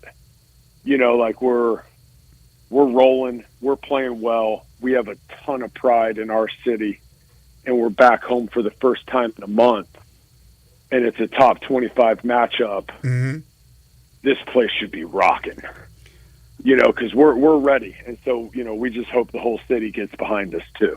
I think they will. I think tickets are being sold briskly, and we'll see what that crowd is. And I know you don't look ahead to the next game. You're concentrating on Clemson, but you won't be back on until Wednesday morning next week, so that'll be after the Virginia game. Just quick on Virginia, you're playing probably a 180 style from you. It's Tony Bennett has been pretty successful with the style he runs. Right off the bat, just without even going in a deep dive to Virginia, when you play a team like that, it's a completely different style. Yeah, it is. It's and they're going to slow it down, and they're going to want every possession, theirs and ours, to be under 10 in the shot clock. And when you try to speed them up, they're going to try to take advantage of you. If you get desperate, they're going to try to take advantage of, the analogy for me is always kind of like a football team that's really good at running the ball. Right. Mm-hmm. If they get a lead and that means they get to keep running the ball. Mm-hmm. But if you can get on them early and now they have to try to score to keep up, so like you just said, it's a contrast in styles. And it's just going to be who can win that war without, like you said, without a deep dive into personnel. It's just going to be who can win. Are they playing our game, or are we getting forced to play theirs? That's a great point. Coach Borman says pack out the house, pack it out for Saturday, Clemson, and for Tuesday, Virginia, 2 top 25 teams. Big games coming up for the University of Memphis. He is Coach Andy Borman. You can follow him on Twitter at Andy_Borman and listen to him every Wednesday morning talking with us right here on Sports 56 Mornings. I'll see you on Saturday, Andy. Thank you so much. Thank you. Take care. If you're not going to be able to make it to the games, whether it be the Clemson game, whether it be the Virginia game, or any Tiger game, or when they're on the road, and, of course, with the Grizzlies in action tonight and all their games, if you're not going to be there, you can always watch them at East Coast Wings and Grill. They got great TVs to watch all of the action. Bowl games will be getting started this weekend. You can watch those. Of course, all the NFL football as well. Anything that's on, it's on at East Coast Wings and Grill. And of course, while you're watching the games, you can enjoy great food and drinks and so much more at East Coast Wings.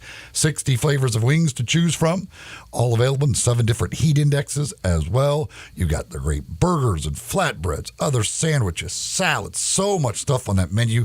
We've had some new stuff added recently that you could check out. Don't forget about the rewards program to earn rewards on any dollar you spend. They've got 24 draft beers on tap, 3:30 to 6:30, Monday through Friday. It's happy hour where you get 2 for $1 on those draft beers. Plus, they've got bucket specials and more. It's all at East Coast Wings and Grill, just off Highway 64, right between Lowe's and Walmart on Kate Hyde Boulevard. East Coast Wings and Grill. Jerry Palm from CBS Sports joins us next. This is Sports 56 Mornings with Greg and Eli on Real Sports Talk, Sports 56 and 98.5 FM. Join the voice of the Tigers, Dave Woloshin, for Wolo and Friends. Weekday mornings from 10 to 11 here on Sports 56 and 98.5 FM. You or someone you know or care about has dealt with a difficult divorce. When facing divorce, you need the attorneys at Rice Law. Nick and Larry Rice lead the firm with 3 generations and 7 decades of experience. Located in Memphis, serving the entire state of Tennessee and North Mississippi. Rice Law is who you need to call. Simple or difficult divorce, they know how to handle it. Call Rice Law at 901-526-6701, or for more information, visit them at aboutdivorce.com. That's aboutdivorce.com. A good friend of mine told me about this awesome place for lunch. Oh, yeah? What's the name? Neil's Grill and Bar, where the fat man rocks. Everybody knows Neil. Where's it located? It's located in Yorkshire Square off of Quince. And what's it like? The best lunch place in Memphis. You know, like real mashed potatoes and gravy. Everything is made from scratch. Monday through Friday, daily lunch specials like Monday baked chicken, Italian Tuesday, spaghetti, ravioli, Italian spinach, delicious fried catfish, fried chicken livers every Wednesday, Friday, Salisbury steak, barbecue chicken, or if you just want a vegetable plate, the best veggies in town. What about the lunch price? Meat and 2 veggies, $8.95. Meat and 3 veggies, $10.95. And veggie plate, $9.95. Big fat boy portions, man. Man, you're making me hungry. Come hear the best live local music at Neil's. Eddie Smith plays Sundays 5 to 9, Mondays karaoke, Tuesdays Debbie Jameson, Wednesdays Elmo and the Shades, Thursdays John Williams and the A440 Band at Neil's. Where the fat man rocks. Roofs, roofs, and more roofs. Chris Price here with Metro Builders. Is your roof leaking? Do you have mold stains on the ceiling of your home or business? Is your carrier denying your claim or offering a repair simply because they don't have enough documentation? You need a contractor that performs work for insurance claims for policyholders each and every day, and Metro Builders is here to assist. Call Metro Builders. At Metro Builders, we provide free estimates, consultation, and claim repairs. Metro Builders' process of arriving, inspecting, diagnosing problems, and estimating is second to none, commercial and residential. Our team of Hague-certified technicians are standing by to assist you with providing estimates and photos to your carrier to document your loss. All you owe is what your policy states. No large fees on top of the final scope. We use high-grade materials and are certified by companies like Atlas, CertainTeed, Owens Corning, and Mulehide with labor warranties up to 50 years on all of our jobs. Metro Builders provides roof repairs across the Mid-South. Call Metro Builders to schedule your inspection free. Call me. 901-375-1717. That's 901-375-1717.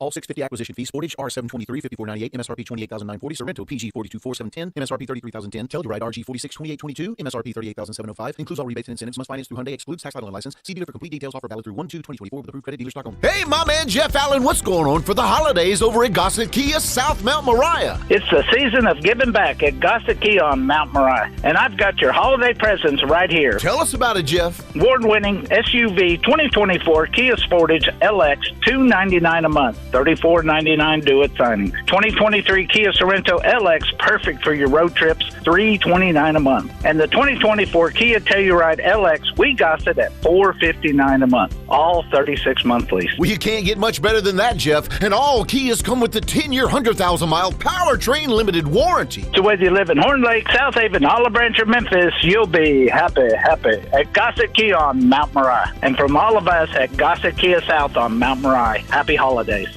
Tease the season at Edwin Watts Golf Shops by Worldwide Golf for holiday specials this year. Featuring the Ping G430 drivers, which combine the ultimate combination of distance and forgiveness. And from Bushnell, the new Tour V6 Series laser rangefinders provide you the most accurate distances in golf. There's always gift cards in any amount for the special golfer you're shopping for. Edwin Watts Golf Shops is home of the 90-day satisfaction guarantee. Shop us in store or online at worldwidegolf.com. Sports 56 traffic. Good morning. It looks a little bit better now up through the Midtown area from that earlier collision on 240 going northbound there at South Parkway. Again, it's trying to improve now. It's still crowded over here with a lot of volume on 40 going westbound. Trying to get past Sycamore View Road. Behind it, just crawling sometimes there at Abilene, coming from Germantown Parkway up to Witten Road. Traffic still busy, but it's moving on 385 Billmores Parkway getting on to 240. Weimer's Jewelry, 7525 Highway 64. Shop local and save a lot of money this holiday season at Weimer's Jewelry. I'm Commander Chuck with your on-time traffic.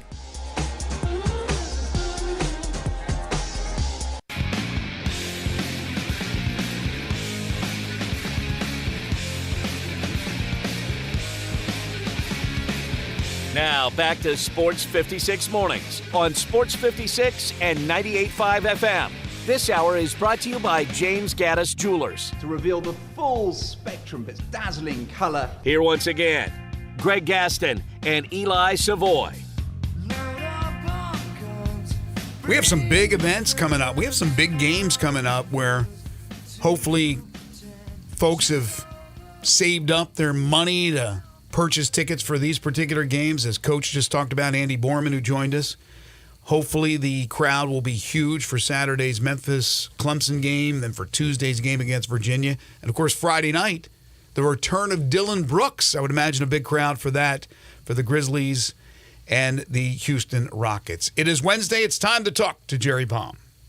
It's time for Sports 56 Mornings Weekly Chat with Jerry Palm, college football and basketball writer and bracketologist for CBSSports.com. Here are Greg, Eli, and Jerry.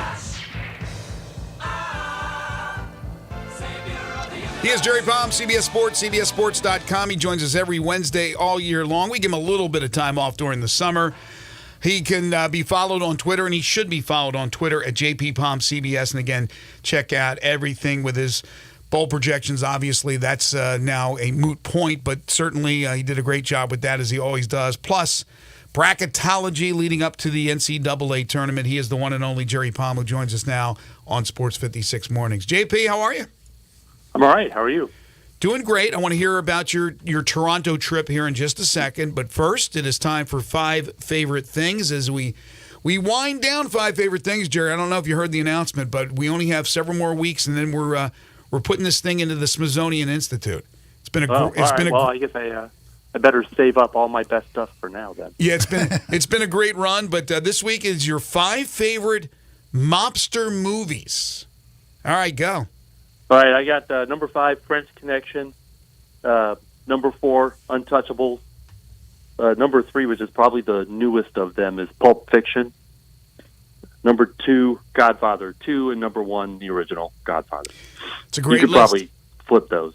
And I just those kinds of movies aren't really my thing, as you can tell by the fact that all of the ones I've seen are really old. But anyways, those are all really good though. See, it's my thing, and there was a lot of movies I had to say can't break into the top 5. So I think it'll be a fun list when we get to it a little bit later on with all our listeners' top 5. All right, so you were in Toronto, you saw some basketball, you watched your Purdue Boilermakers, but you also saw Clemson and TCU. Clemson comes in Saturday to play Memphis, as you know. It's a huge game. Clemson's a veteran team. Memphis is a veteran team. Yeah. What did you see from Clemson? I thought that Clemson and TCU they were both entered that game undefeated. Were pretty good teams, solid, fundamentally sound. You mentioned that Clemson, an older team, experienced team, and they played that way. I think athletically, Memphis has an advantage. And I actually thought they were the 3rd and 4th best teams there, even though Clemson is ranked. Alabama now has, I think, 2 losses after losing to Purdue. But they're really good teams. They're not going to beat themselves, and you can't make mistakes. against Clemson. You know, if you're sloppy with the ball, if you're just fundamentally unsound, they're going to give you problems because they are. They don't. I don't know that they're great at anything in particular, but they're good at everything. Mm-hmm. So, you know, and when you are, that means that you have a lot of options. You know, you can play, you could expose whatever weaknesses your opponent has, and I think that's Clemson will be a real good test. Yeah, we just had the assistant coach on. He mentioned, he said you can't make mistakes against them because they don't make mistakes and they will live off your mistakes. They're really solid. And and they will. They'll feed off of what, and they'll take whatever you give them. So, you know, they're solid. They're versatile. They don't have, I would say, they don't have a superstar type of player necessarily. They don't have like a Zach Edey that you really just got to focus on. They don't have anybody like that. But that also makes them harder to beat because everybody can contribute. Yeah. I didn't see the numbers from that game, but how good was P.J. Hall in that game? Oh gosh, I don't remember the numbers either. But he played, I thought, pretty well. But they all played pretty well. I don't remember. We didn't see the beginning of the game because it was the second game, and so we were in the concourses and stuff during the beginning of that game, so we missed the beginning of it. But he's a great player. So, but I don't remember that particular game, him standing out more than others. So Purdue now at 9-1, third ranked in the AP poll this week. You watched your Boilermakers play. How does the Purdue team, and of course Edey's back, and he was a big focal point last year, as he always is. How different is this year's team from last year's team, if there is much difference at all? Well, a lot of that team is back. So the entire starting five is back, although they're not all starters now. What's different about Purdue this year is they're more athletic in some key spots. They brought in Lance Jones from Southern Illinois, where he was a two-time Defensive Player of the Year, who has shored up their perimeter defense, but he can also get downhill with the ball, and it's like having another point guard on the floor. For Purdue, of course, the point guard is Braden Smith, who is capable of going off as a scorer, and he had 27 against Alabama. But Purdue's now starting three guards that can defend the perimeter better than they could in the past. And they're actually starting. It's a funny lineup. They start three guards and two posts because Trey Kaufman-Renn starts with Zach Edey, and he's a 6'10", back to the basket kind of guy who can step out and shoot the three. In fact, he got the first points for Purdue in that game as a 3-pointer, and it's the only points of his in the entire game. But it's a different kind of lineup. It's a more athletic lineup. They're really deep. They play 10, and they may play 10 all year. A lot of teams play 10 early. Purdue may play 10 all year. And they've got two new guys that are super athletic in Cam Heide, a redshirt freshman forward, and Miles Colvin, a freshman guard from Indianapolis. And he is a guy that he's like the 10th guy.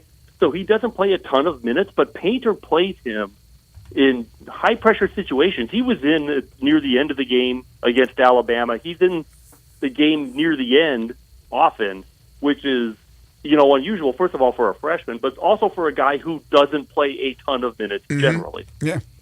I don't know why Southern Illinois wasn't better last year with that kid Purdue's got, the Damas kid that's at Illinois. They should have been great last year. They weren't any good. I don't understand what was going on there. Coaching.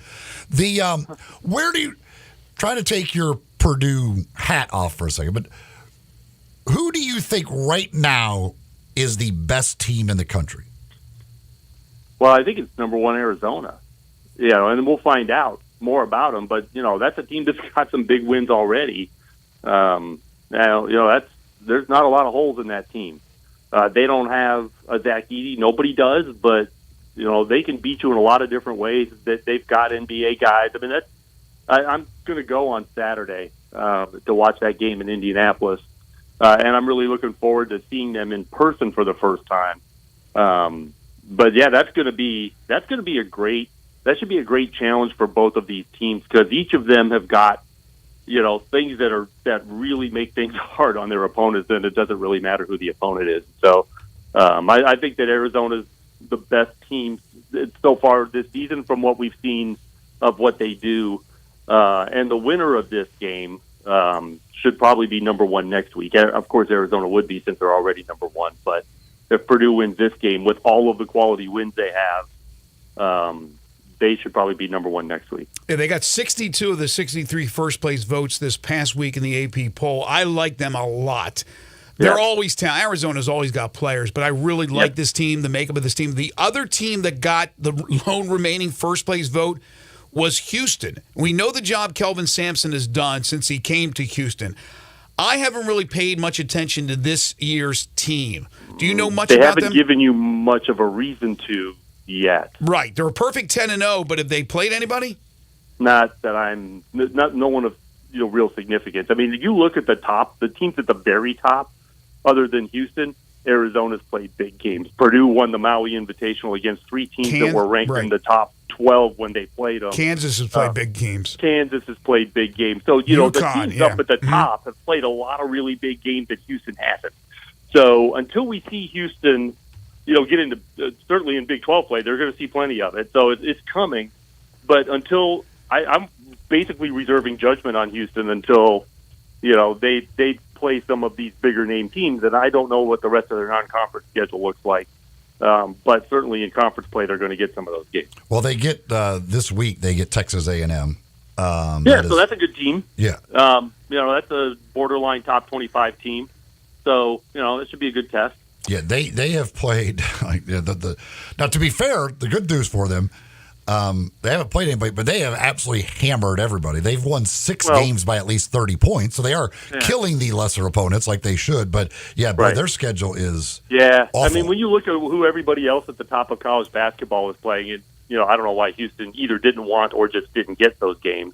But we've had a lot of great non-conference matchups already this season, and we didn't even talk about UConn.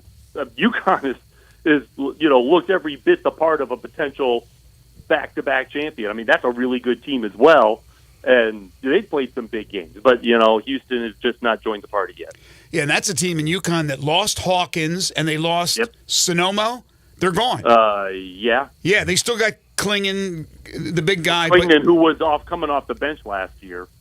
Yeah, and he's solid. But yeah, that's a team certainly to keep an eye on. But what about, you mentioned Texas A&M. Houston will play Texas A&M. Memphis beat Texas A&M last weekend in College Station. We just talked about that they're going to play Clemson on Saturday, then play Virginia on Tuesday.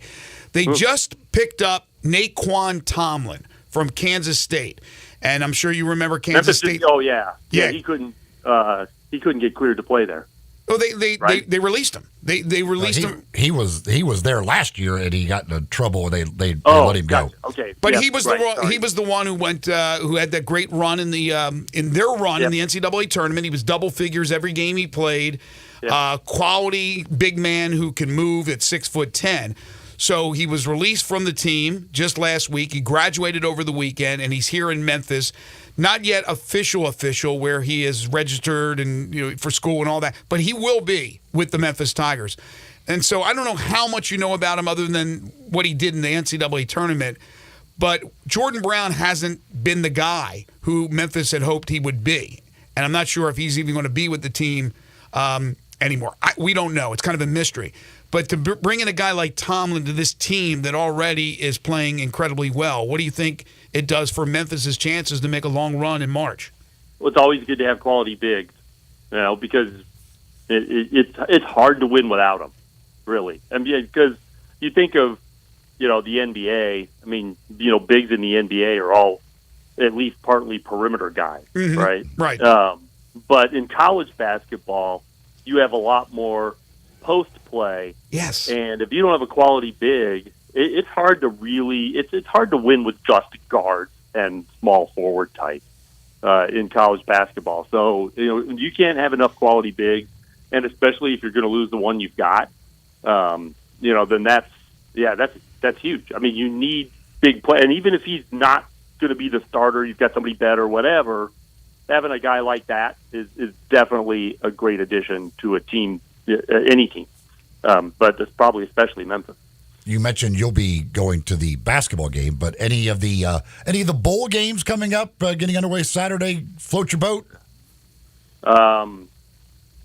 It's hard for me to get into the bowl games this year for some reason. Seriously, the whole playoff thing left a sour taste in my mouth. Mm-hmm. But I will watch because I always do. But I don't know that any game, jumps off the page at me the first weekend. The first weekend, you get a lot of terrible games. You get a lot of games, you get a lot of teams from the smaller conferences. The Potato Bowl is this week. I like the New Mexico Bowl. I like New Mexico State playing Fresno State. I think that's an interesting game because that'll be, Fresno State kind of ended on a downward trend, but New Mexico State had a fantastic season for them in Conference USA, their best season in recent years with Jerry Kill coaching. That guy can coach, and he's fabulous. Yep. And so I guess of the first weekend games, that's the one I've paid most attention to. And I'll watch others, but I haven't got them front of mind yet. I'm in basketball mode. I have a bracket this Friday. Yeah, the one game maybe as far as marquee names. I'm not saying marquee teams, but marquee names.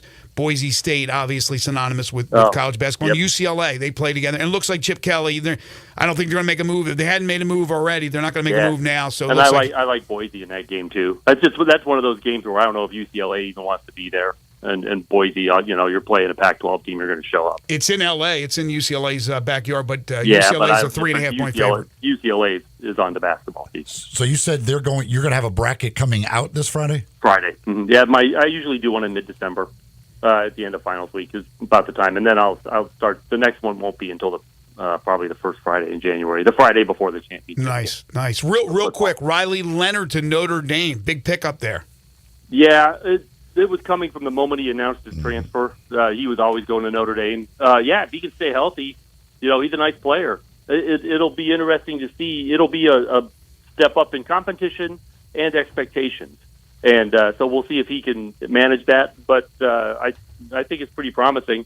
But, it's funny because Sam Hartman, went from Wake Forest to Notre Dame, and everybody was really excited. And he didn't quite live up to the expectation. The expectations are always higher at Notre Dame anyway, and it's not like he was terrible.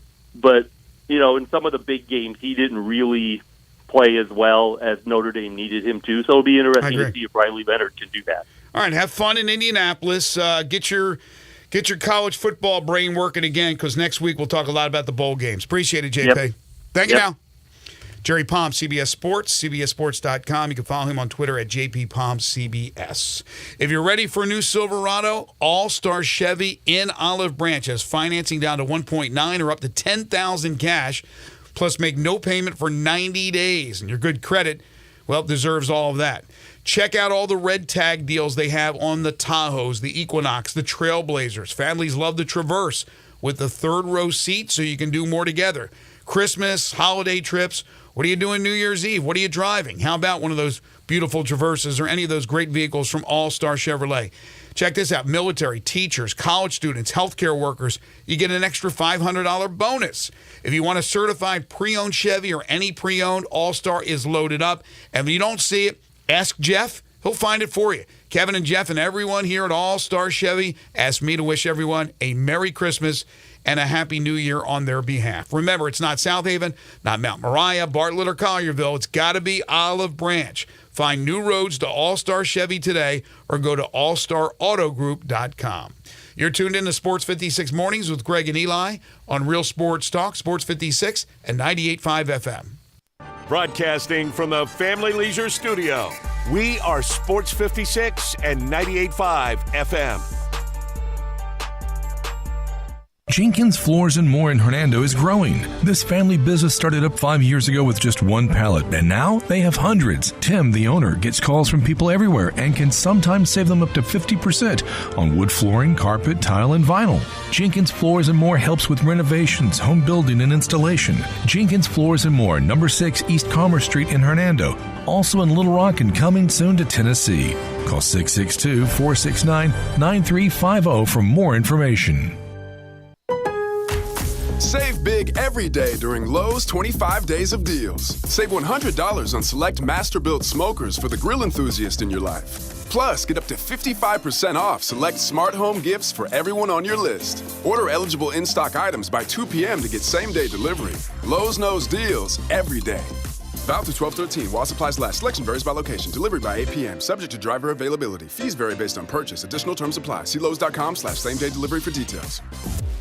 Do you have equipment taking up space in your shed or on your lot? What do you do if those pieces are really big? Ever wondered their value? Purple Wave Auction is an online auction company that sells used equipment. Thousands of items are up for bid right now at purplewave.com. Our transparent auction process makes it easy to sell that Kenworth semi you have sitting behind the barn. Or how about an upgrade to your New Holland Workmaster? Take a moment and check out purplewave.com. Purple Wave Auction, straight, simple, sold. eBay Motors is here for the ride. 120,000 miles of night drives, daily commutes, and who knows how many. Are we there yet? Through countless fixes, elbow grease, and a new radiator, you kept your ride alive. With eBay Motors, you have over 122 million parts to keep it running. And with eBay Guaranteed Fit, they'll be the perfect fit every time. Plus, at these prices, well, we're burning rubber, not cash. Keep your ride or die alive at ebaymotors.com. Eligible items only. Exclusions apply. It's our season of giving back at Gossett Kia on the Pike, and we've got the perfect holiday gift for you. Hit the road with 41 MPG Highway, 2023 Kia Forte LXS, $239 a month, $27.99 due at signing. Get road-ready SUV, Seat 7, 2023 Kia Sorento LX, $319 a month, $34.99 due at signing. And 8-passenger seating in your new 2024 Kia Telluride LX, $459 a month, $34.99 due at signing, all 36-month lease. Plus, you'll get peace of mind with Kia's 10-year, 100,000-mile powertrain limited warranty. Ask for Bobby J. He's ready to put you in a new Kia today. Gossett Kia, 1900 Covington Pike, or online, KiaCovingtonPike.com. If you want it, we got it at Gossett Motor Cars. All 650 acquisition fee, Forte RE 699,094, MSRP 21,385, Sorrento PG 242,710, MSRP 33,010, Telluride RG 462, 2822, MSRP 38,705, includes all rebates and incentives, must finance through Hyundai, excludes tax title and license with approved credit. See dealer for complete details. Offer valid through 1/2/2024, dealer stock only. Now back to Sports 56 Mornings on Sports 56 and 98.5 FM. This hour is brought to you by James Gaddis Jewelers. Genuine diamonds, baby. Here once again, Greg Gaston and Eli Savoy. So I saw this story. I didn't get a chance to read it, like what the particulars are, but Al Michaels removed from NFL playoff coverage. Mm-hmm. What's up with that? The BC's not going to use him this year. So just a simple decision on not wanting to use him for they have better choices? This is Al Michaels, for goodness sakes. It's going to be Noah Eagle and... Noah Eagle, really? Ian Eagle's son, who's I don't remember good. who the color person is going to be for their second crew after Tirico and Collinsworth. That's sending a message, isn't it? That time is winding down on Al's career? Yeah, I mean, obviously, Michaels has been criticized a bit and was criticized very much last year for the playoff game that he did for them. Again, it's not like he's working for NBC. He does the game on Amazon. Right, no, I understand. They've still used him last year. But he's still a huge for name. their playoff game, but they're going with Noah Eagle. I can't think of who the heck the color guy is for that secondary crew now for the playoffs. But yeah, it'll be Noah Eagle will be the play-by-play guy. Is it Collinsworth's kid? No. I'm just throwing out names. Since it's Ian Eagle's kid, maybe they're going with the all-kid lineup. By the way, Collinsworth's kid does play-by-play too. So does he do play-by-play? Yeah. Oh, I thought he was an analyst. So Monday night we had the 2 Monday night football games, and I assume it was Joe and Troy on the first one. Mm-hmm. That second crew I thought was great. First of all, I love Fowler. I think Fowler is good at everything he does. Tennis, college football, obviously. Louis Riddick is great. I mean, fantastic. And Orlovsky is really good breaking down things. I mean, he breaks down things kind of like Romo does, except he does it in a more articulate way. He's not all over the place like Tony, but Tony's entertaining. And then they had Rutledge on the sidelines, who does a great job. I thought that crew was fantastic. I would have no problem listening to that crew do a Monday night game as opposed to Joe and Troy. Not that I don't think Joe and Troy are really good. Buck's a future Hall of Famer as far as broadcasting Hall of Fame. But he's not always been my cup of tea. That crew, I thought, is really, really good. Just a personal preference. It's Noah Eagle and Todd Blackledge. Okay, Blackledge. But what do you think about that crew? Further using. What I'm talking about. I like what Orlovsky's done games. I think he's been really good. Yeah, I don't have any problem with that. I mean, is there anybody you don't like? Fowler's fine. I don't love Fowler, but I think Fowler's fine. You don't like Riddick? Riddick's okay. I just think they're really good. I think Orlovsky's the best of the group, but they're all perfectly fine. The NFL could award a 2024 regular season game to the country of Brazil as soon as today, according to Adam Schefter. So I guess they're going to announce one way or the other. Roger Goodell said in October that the NFL could add another international location. They've been looking at possibly Rio de Janeiro, Sao Paulo, Madrid.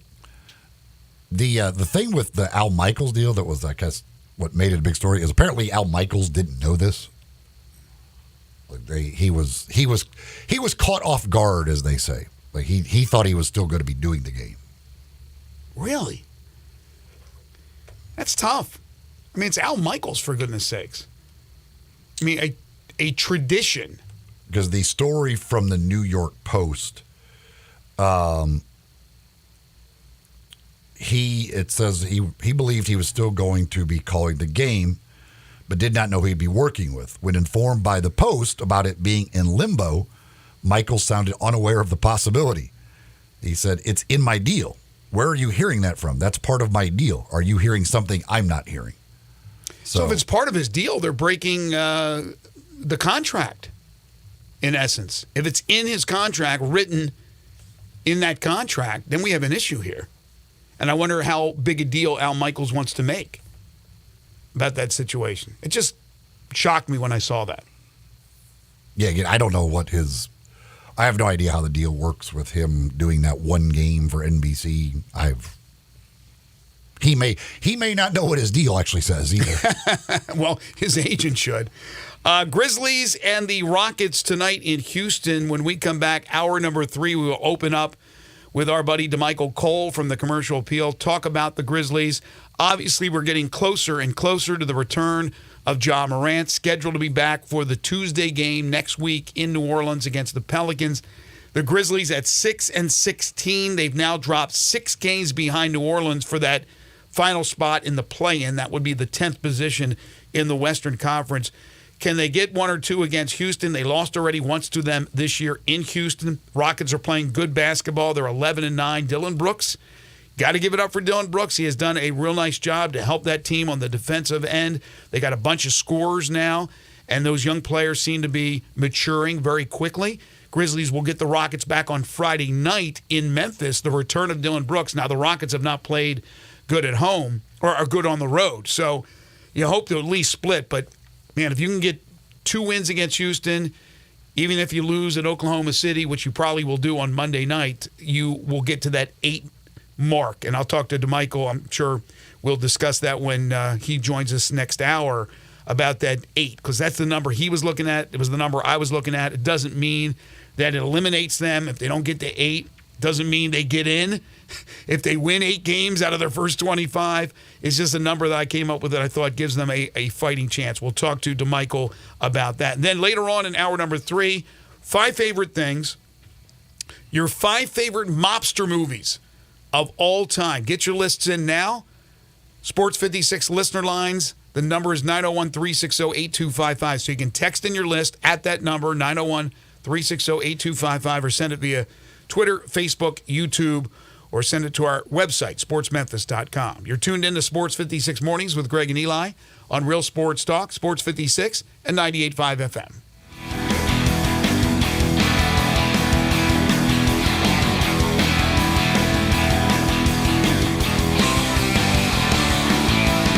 The wrap-up the year sales event is on at Gossett Chrysler Jeep Dodge Ram Fiat on the Pike. How about 2023 Fiat 500X, $22,990. 2023 Jeep Renegade, $24,990. 2023 Jeep Wrangler Rubicon 4XE, $499 a month. 2023 Grand Wagoneer 111 4x4, $10,000 off. And 2023 Dodge Charger SXT, $28,990. Now that's the best holiday list you'll find anywhere, and we guarantee it. So drive past the rest and come to the best at Gossett on the Pike, or shop online at GossettMotorCars.net. If you want it, we got it at Gossett Motor Cars. 2023 Fiat 500X, stock number PP990492, MSRP 31355, Renegade PPP 75091, MSRP 30040, Wrangler MSRP 69870, Wagoneer PS 508331, MSRP 112285, Charger PH 636172, MSRP 35825, includes all rebates and incentives, PF 695, excludes tax title and license. See dealer for complete details. Offer valid through 12/31/23 with approved credit. Dealer stock only.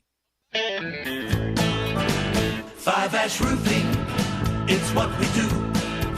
Roofing and siding, gutters too. We're the pros you can trust to get it done right. Call on us. 5-Ash Roofing, the name to know. 5-Ash Roofing, the only way to go. 5-Ash Roofing, it's what we do. 5-Ash Roofing. Is that not the corniest thing you've ever heard? Can you believe I paid good money for that silly jingle? Well, the experts say make it memorable, and I think I got my money's worth. 5-Ash Roof Services, proud partner of the Memphis Tigers and the official roofer of the Tigers home team. 5-Ash Roofing, 367-0050 or memphisroofer.com. 367-0050 or memphisroofer.com. 5-Ash Roofing, it's what we do. We're here for you. Does the real estate market slow down at this time of year? This is Sheldon Rosengarten with Mark's Bensdorf Realtors. I guess it might, but I sold a home on Thanksgiving Day, and in the past have sold houses the day before Thanksgiving, Christmas Eve, and New Year's Day.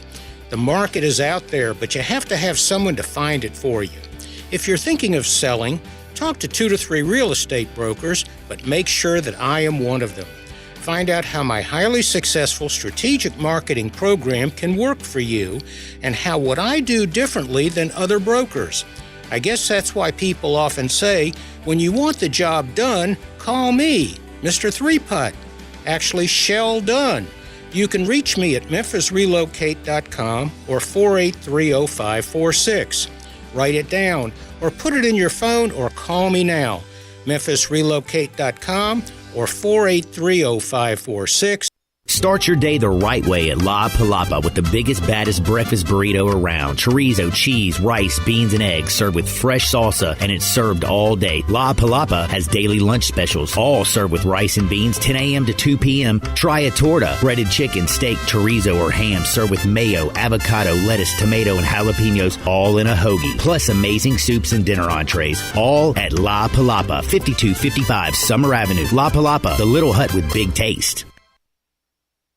It's our season of giving back at Gossett Kia on the Pike, and we've got the perfect holiday gift for you. Hit the road with 41 MPG Highway, 2023 Kia Forte LXS, $239 a month, $27.99 due at signing. Get road-ready SUVs, Seat 7, 2023 Kia Sorento LX, $319 a month, $34.99 due at signing. And 8-passenger seating in your new 2024 Kia Telluride LX, $459 a month, $34.99 due at signing, all 36-month lease. Plus, you'll get peace of mind with Kia's 10-year, 100,000-mile powertrain limited warranty. Ask for Bobby J. He's ready to put you in a new Kia today. Gossett Kia, 1900 Covington Pike, or online, KiaCovingtonPike.com. If you want it, we got it at Gossett Motor Cars. All 650 acquisition fee, Forte RE 699,094, MSRP 21,385, Sorento PG 242,710, MSRP 33,010, Telluride RG 462, 2822, MSRP 38,705, includes all rebates and incentives, must finance through Hyundai, excludes tax title and license with approved credit. See dealer for complete details. Offer valid through 1/2/2024, dealer stock only.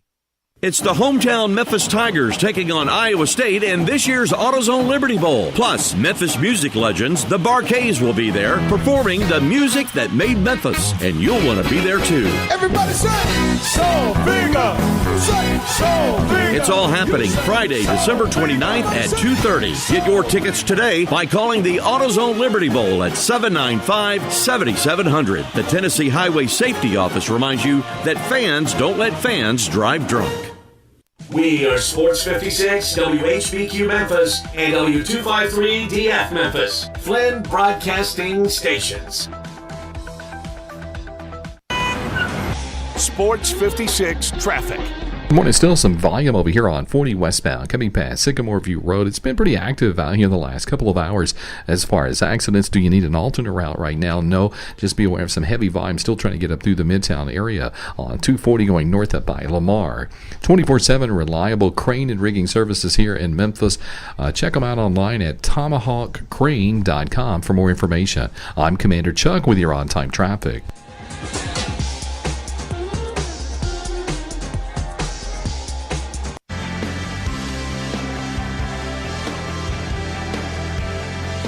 Now back to Sports 56 Mornings on Sports 56 and 98.5 FM.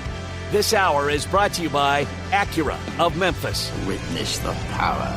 Here once again, Greg Gaston and Eli Savoy. I've been roaming around, always looking down at all I see. Welcome back, everyone. 9:03 the time. Hour number 3 here on Sports 56 Mornings, the Wednesday, December 13th, 2023 edition. Greg Gaston, Eli Savoy, and Zach Boyd with you from the Family Leisure Studios. Family Leisure's Christmas sale continues at 2120 Whitten Road, just north of I-40.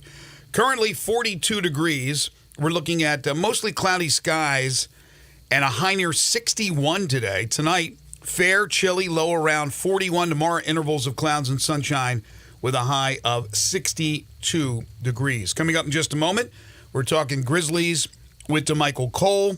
And then later on in the hour, 5 favorite things, your 5 favorite gangster movies of all time. Get your lists in by texting in at 901-360-8255, or you can send them via Twitter, Facebook, YouTube, or send them to the website sportsmemphis.com. Time now to talk Grizzlies with DeMichael Cole.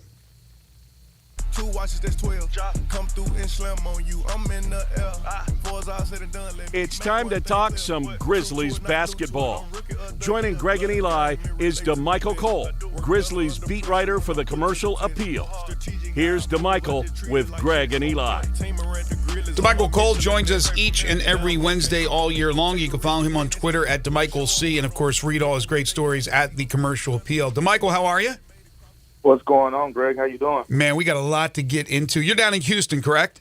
Yeah, I'm in Houston right now. Beautiful. Thanks for joining us. All right, before we even talk Grizzlies, I got to get your take on Draymond Green. We have a monitor here in the studio, and they have replayed that hit on Jurkic a million times. Yeah. I think they got to levy a huge suspension. What do you think should happen, and what do you think will happen? Man, this is such a unique position for the NBA because, like, if he was a first offender of some kind, it's like, you have a talk with him and you maybe give him a game or two and say, hey, man, you got to clean this up. Don't let that happen again.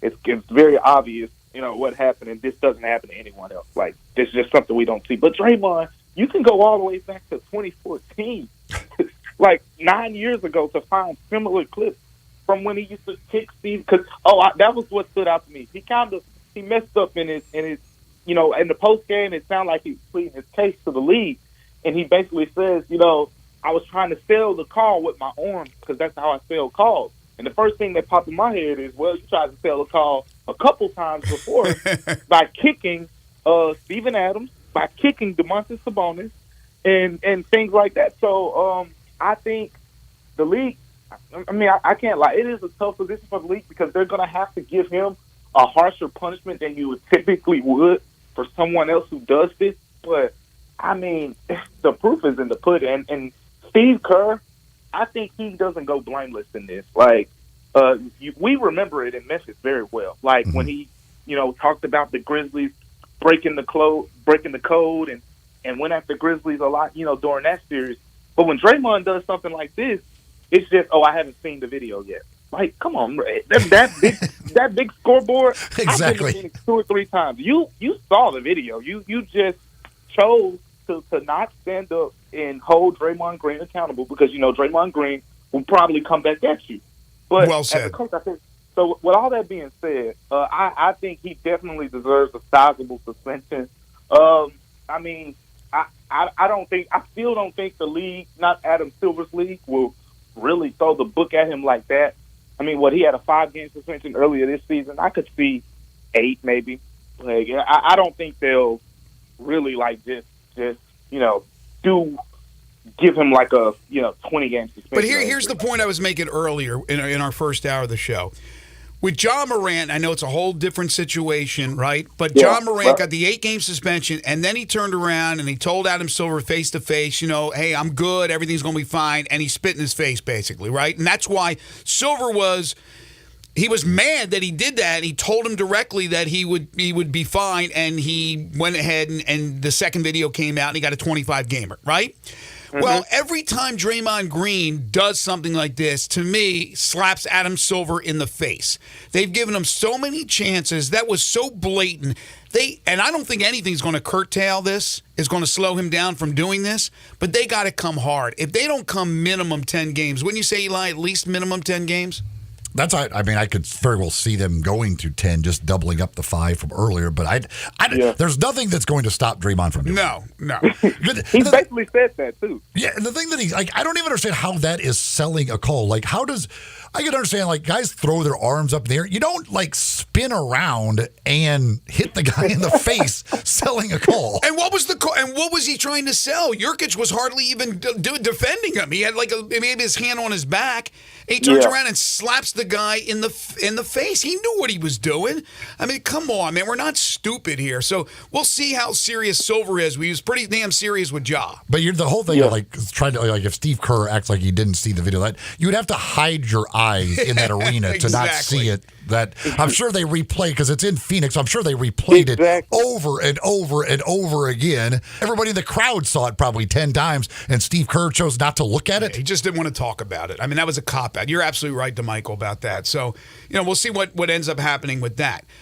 Speaking of Ja, this I don't want to downplay the thing because obviously it's serious business with the civil suit and all that. But at times, the questions that have been asked in this thing and the demonstrations that have been made, it's almost comical. What is your take on the whole thing? On what part of that? What has happened the last couple of days with the it's not quite the civil lawsuit. It's not going to trial yet. This is to decide whether or not Ja can use the defense, whatever. Self-defense. Self-defense. And basically have this case go away. So that's what they're deciding right now. So what is your thought on what has happened over the last couple of days? Things like how do you check a ball? Let's give a demonstration on that. Things of that nature. And it shouldn't even. This is a pride thing. I think this thing should have been settled out for whatever 6, 7, 8 months ago. The fact that we are here. And college kids are having to come in, for these, getting it for this whole situation. It's just, I mean, it's just too much. At the end of this, no one's gonna, life is gonna drastically change, because of the results of this. That's kind of where I stand. So. I mean, I feel like, on Ja's side, he's been pretty firm from day one that this was self-defense. And one of the first things he said, many months ago was, my side of the story will come out when the time is right. And I guess that was his way of saying, I'm not going to just give him what he wants, in this. I'm going to go all the way. And here we are, more than a year, really a year and a half. Close to 18 months later, still talking about, a situation that personally I've seen, no exaggeration, probably 100 times. Oh, we've all been involved in some way or another. Maybe not. It's come to blows, but close to blows. I mean, everybody is. Here's the thing, though. It's a civil lawsuit, so that means, and I don't know. I don't remember when it first came out if there were charges and then they dropped the charges. But this is not a trial that he assaulted, or even Devontae Pack assaulted this kid, right? This is about money. And so this, to me, even though there was a confrontation, and he admitted that he hit the kid because he thought the kid was going to hit him first, I guess. But this is a money grab. I mean, as you said, these things happen all the time in pickup basketball games. I can't believe we're at this point. If this was a big enough story nationally, Saturday Night Live would do a spoof on it. They would have a skit on this thing. But the thing is, it's lingering. And if it does go to actually a trial, it's going to be happening while he is back actually playing with the Grizzlies. And they don't really need that. Yeah, and they don't need that. And that's why I've just been of the opinion, just get this thing over with. Like, what if it was the regular, like, what if he wasn't suspended 25 games right now? Like, this is I mean, this is what will be going on. So, you know, it's just, like I said, my main thing is every time I read about it, every time I see anything in regards to it, my whole thing is, man, this could have been resolved, you know, such a long time ago. It just got out the way. But, you know, both sides want to prove a point, you know, it seems like. You know, so that's why we're still here. And I mean, it's always I give Jock credit for, I said, like, he is bound and determined that he is not at fault here and to take it this far. However, if he loses this, like, then he pretty much is forced to settle, right? Like, if he can't claim self-defense, then he's pretty much at that point needs to settle the suit. Do you think he'd take it to trial? Do you think he'd go that far? I don't know what. If you can't use self-defense, what's the defense in trial? Right. But I do give him credit, like you said. I give him credit because if he really feels like this wasn't a big deal and it's a money grab, I'm not giving that guy my hard-earned money.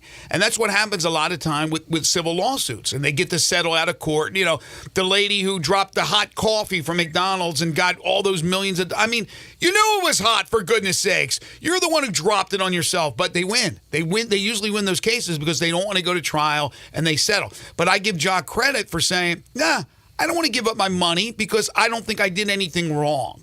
We'll see again what happens. I have a feeling, and I don't know when they make the is it going on today as well? Do you know, DeMichael? Yeah. Okay, when do they expect to make? When does the judge expect to make a decision on whether or not? Yeah. Do you know when? I'm not sure. Yeah, I'm not sure on that. I think she's going to turn around and say, yeah, he can use this as a self-defense, and I think then it's like you said, Eli. Do you settle after that? Or do you actually go to trial with really nothing? Self-defense is done. It'll be done. I mean, so, if it's self-defense. Well, okay, so there wouldn't be a trial. At that point, if they're saying it's self-defense, like there's nothing else to it's over at that point. There can't. If you're the other kid, you're not going forward. If they've already told you, like he could use self-defense. Yeah, but then again, I just don't understand why it wouldn't be like, if it's not self-defense, then wouldn't it be assault? DeMichael, we've talked a lot about the move that possibly could be coming here. Obviously, there is some sort of move coming when Jock comes back because with Bismarck and all of that. And we've talked about Kenneth Lofton possibly as that. Like, you were down at the Hustle game last Thursday. He did play for the Hustle, had another big game for the Hustle. You talked to him afterwards.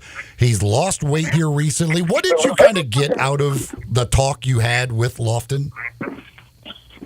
He's understanding now kind of what's at stake, whether that be because, you know, he's realizing that I'm not playing right now and someone is going to be gone soon, or it's just him being in his second season and playing less minutes than he did in his first season when a lot of us thought that this year he would take a jump in minutes, and it's that realization of I got to change something because my situation isn't changing. So I think there's kind of been a sense of urgency, from him. Like you said, he's lost around 20 pounds. You can see it. He's talking to me about being a professional. He's kind of honing in on what that means. And I thought it was notable because I remember in the preseason when I asked him about his weight, he basically paraphrasing was like, I'm a basketball player. Like he kind of was. I mean, maybe he was deflecting it, but basically you could tell that he was like, I don't really want to talk about the whole weight thing. Like, But now that was unprovoked. I didn't ask him about his weight or anything like that. He, was just telling me, like, I dropped this much weight. I'm doing this differently. I'm focusing on basketball a little bit more. So I think it's that sense of urgency and it's that reality of the situation that's starting to hit him. Like, this is a guy who averaged 7 minutes per game last year. And most people, if you would ask in the preseason, is he going to play more than 7 minutes this year? You probably would have got like 90% yes. Mm-hmm. And then now he's playing 6 minutes. And not only is he playing 6 minutes, he's playing 6 minutes on a team that lacked so much front court depth that it had to add a guy with John Morant's suspension exemption in Bismack Biyombo. And he still isn't really getting on the floor. So it's a tough situation. But I feel like there's a sense of urgency that I gathered from just, talking to him much late. If the Grizzlies if that's the route they go, where they just let him go, do you think he gets picked up by somebody else this year? I do. He is talented. He can play, and I think there is a spot for him in this league. Now, why hasn't it worked primarily with the Grizzlies? One thing that I used to be told pertaining to this game, other than defense, that's what everyone wants to talk about with him, was that from a stylistic standpoint, the Grizzlies, they like to get up and down. Not really much of the back to the basket old Grizzlies when, Marc Gasol and Zebo were, had 2 feet in the paint for 10 seconds and things like that. Like, they don't do much of that. Jaren this year is getting a heavy dosage of ISOs, primarily because it's one of the best ways the Grizzlies can score right now. But in general, that's really not how they want to play. They want to get up and down. They want to play fast. They want the ball moving. They want guys in and out the paint with touches, but they don't want the ball sticking in someone's hands on the block. And that's kind of what he's best at. That's what Kenneth Lofton Jr. is best at. So, in short, his best skills are not conducive to what the Grizzlies like to do. He is the ultimate. We talked about it, bully basketball. Like in the G League, it's just fun. Like I always laugh every time they do it. Like you give him the ball on the block, I mean, he just bulldozes his way and he just scores. Like those guys have no chance against him. Yeah, I mean, it's every time, right? And we see it. Well, we he has skills, and he's that big, so it makes him dangerous, especially at that level. By the way, I'm very happy to see that he's doing things for his health. He's doing positive things for his health. Stay away from that buffet line at the Lander Center. That food is pretty good, I heard. The cookies, the chocolate chip cookies, man. Yeah, they got a lot of goodies there. Chocolate chip cookies are out of this world down there. DeMichael Cole joining us from Houston, site of tonight's game between the Grizzlies and the Rockets. So to finish up on the whole Kenneth Lofton Jr., Bismack Biyombo thing, 2 weeks ago, I would have said 99% chance Lofton's released, Biyombo is kept. The last 2 weeks, he hasn't played that well. Biyombo hasn't. He did not start the game against Dallas. I still think you have to keep him because, one, first of all, he screens, he plays physical, and they're not using Lofton. So why would you get rid of that guy and keep the guy you don't even use? But now I'm probably down to about 60%. I would not even be stunned if they decided to end up keeping Lofton, releasing Biyombo. But I thought 2 weeks ago it was like 99% sure that it would happen.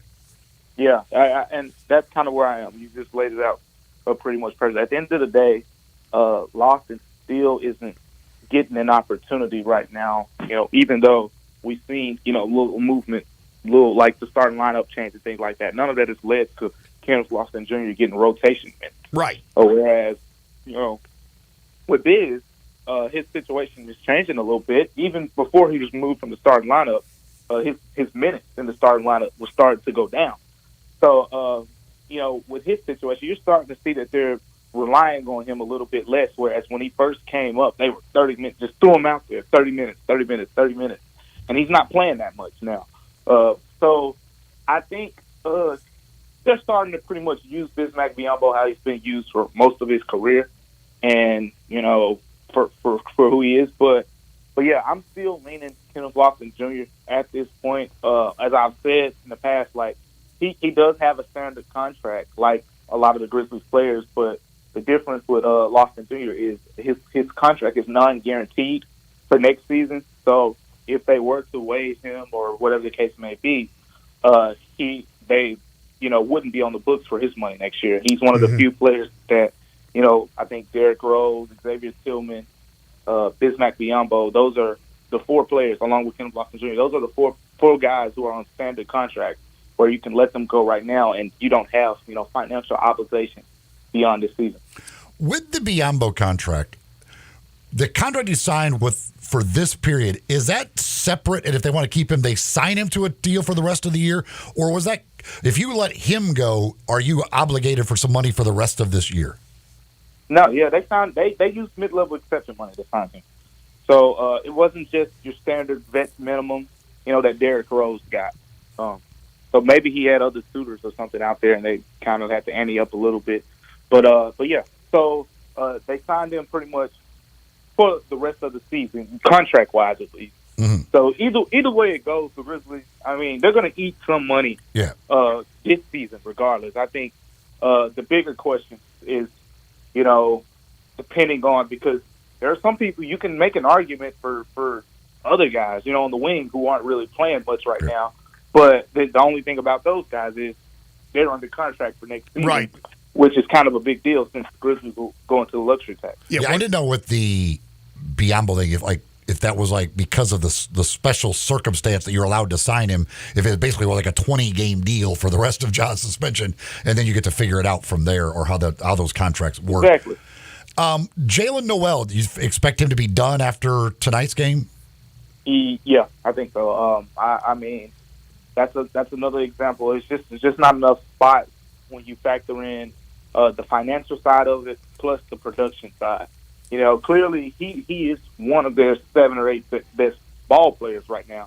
But when you factor in, hey, if you keep him, you got to let this guy go, you got to let that guy go, and you got to eat this much on the salary cap, then it's probably not worth it.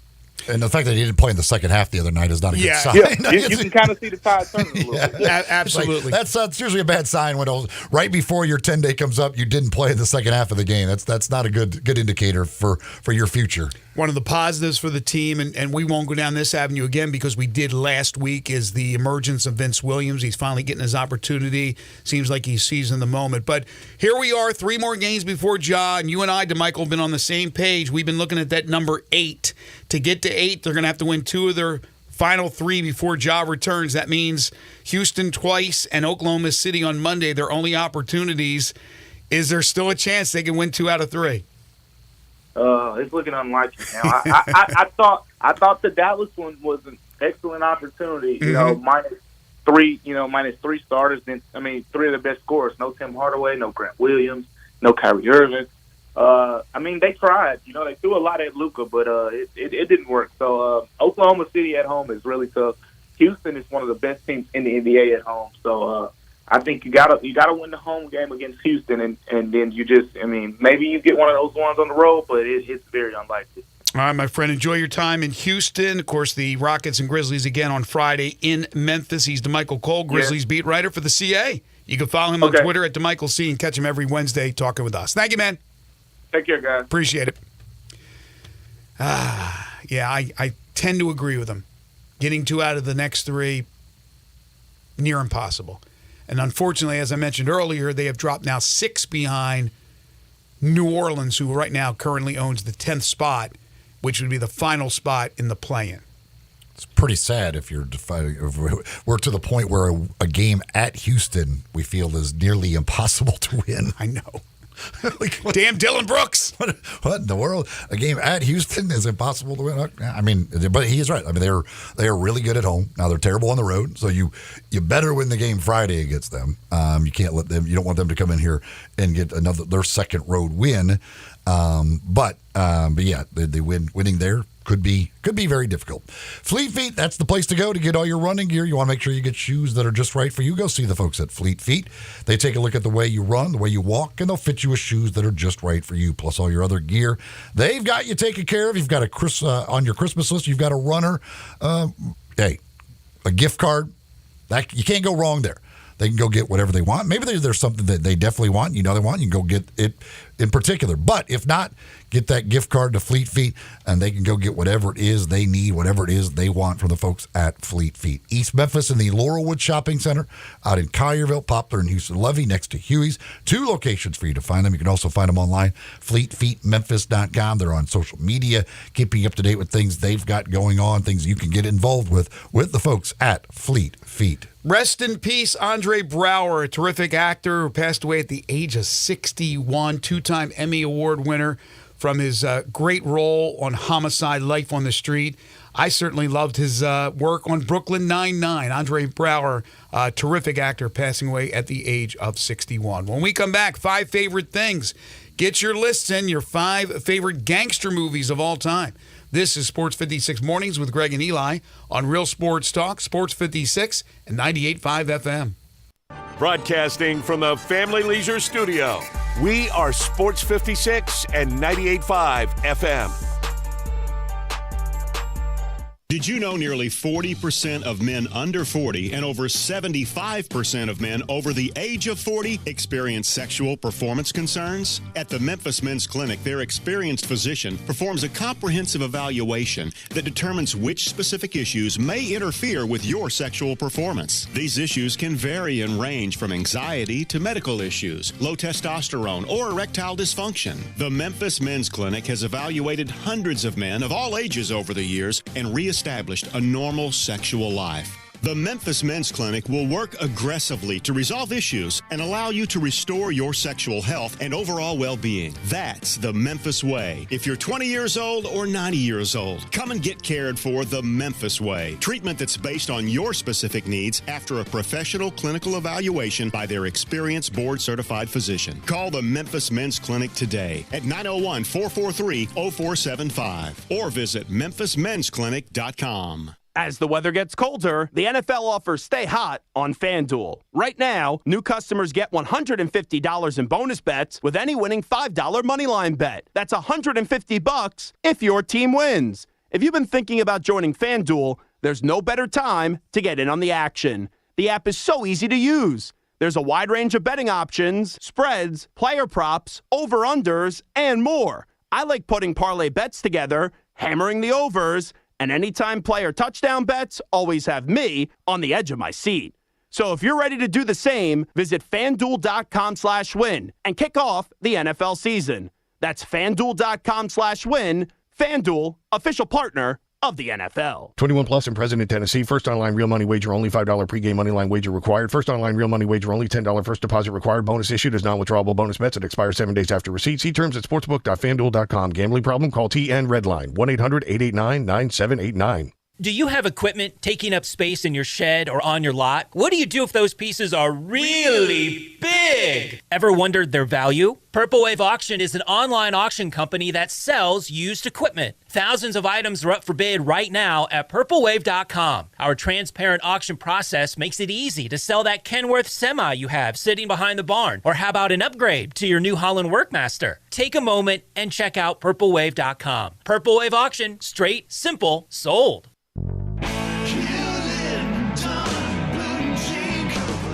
Hewlett & Dunn Boot and Clothing Company, we have it all. From handmade Amish leather belts, fine and casual clothing, boots, casual boots, work boots, fancy boots, and even safety-toed boots. Lots of cowboy hats to choose from, even Nebo lights, good-looking duck head dress shirts, duck head caps, shorts, and pants. Tons of jeans from Ariat, Wrangler, Devil Dog, and Kimes Ranch jeans. At Hewlett & Dunn, we have a great selection of Old South t-shirts and caps. Fine clothing from dress to casual to Sunday best. Enjoy choosing from UFO's orthopedic-approved shoes. Hewlett & Dunn Boot and Clothing Company. Boots of every size, every color, every skin. Great quality Western, work, and safety toe boots. Hewlett & Dunn Boots and Clothing Company. 111 North Center Street, Collierville. Hewlett & Dunn. Hewlett & Dunn, serving you and your family since 1961. The season has changed. You know how I know? It's finally here, the Family Leisure Christmas Sale. Excellent deals on pool tables, shuffleboards, and saunas. Oh, we're just beginning. Tired and sore from shopping? Check out the huge selection in stock of hot tubs and massage chairs. Oh, and you can surprise the kids with the best stuff, like a new arcade, a game table, even a play gym. Gifts for the whole family to enjoy and enjoy together. Also on sale, theater seating, outdoor kitchens and grills, patio furniture, and fire pits. Merry Christmas from our family to yours. That's Family Leisure of Memphis. Every year we wait. They always deliver. They've done it again. The Family Leisure Christmas Sale is happening at I-40 and Whitten Road. That's 2120 Whitten Road to be exact. That's the place of shopping heaven. Family Leisure, where family and fun all come together.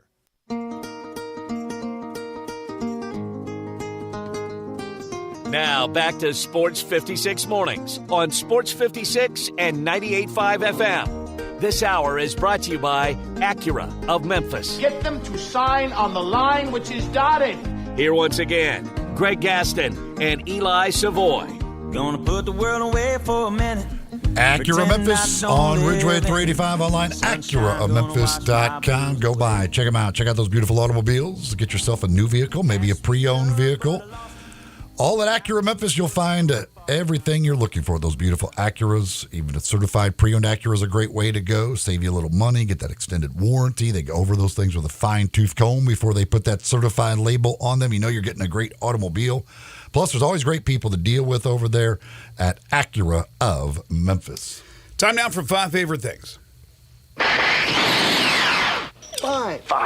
5. You got 5 seconds. I'm going to count to 5. I tell you, you start counting to 5 like a sucker.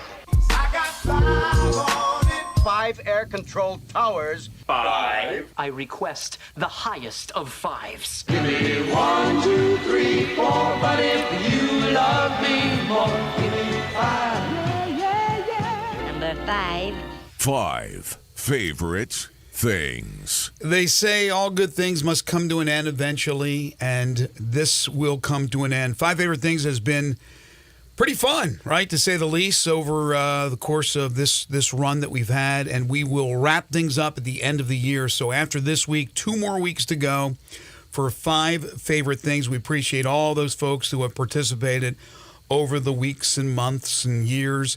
But this week, it's all about mobster movies. And those mobster movies can include movies about the cartel and things of that nature. You may have heard Jerry Palm's list included The French Connection. That's good. The only thing I don't want to see is or read is westerns or war movies. But everything else is pretty much free to use. If you have not sent your list in yet, send it in via the Sports 56 listener lines by texting in at 901-360-8255. You can also send your list via Twitter, Facebook, YouTube, or sportsmemphis.com, which is our website. By the way, I've had a couple of people now text me, including our buddy John Varlas, who have suggested that our last week of doing this should be our 5 favorite things lists.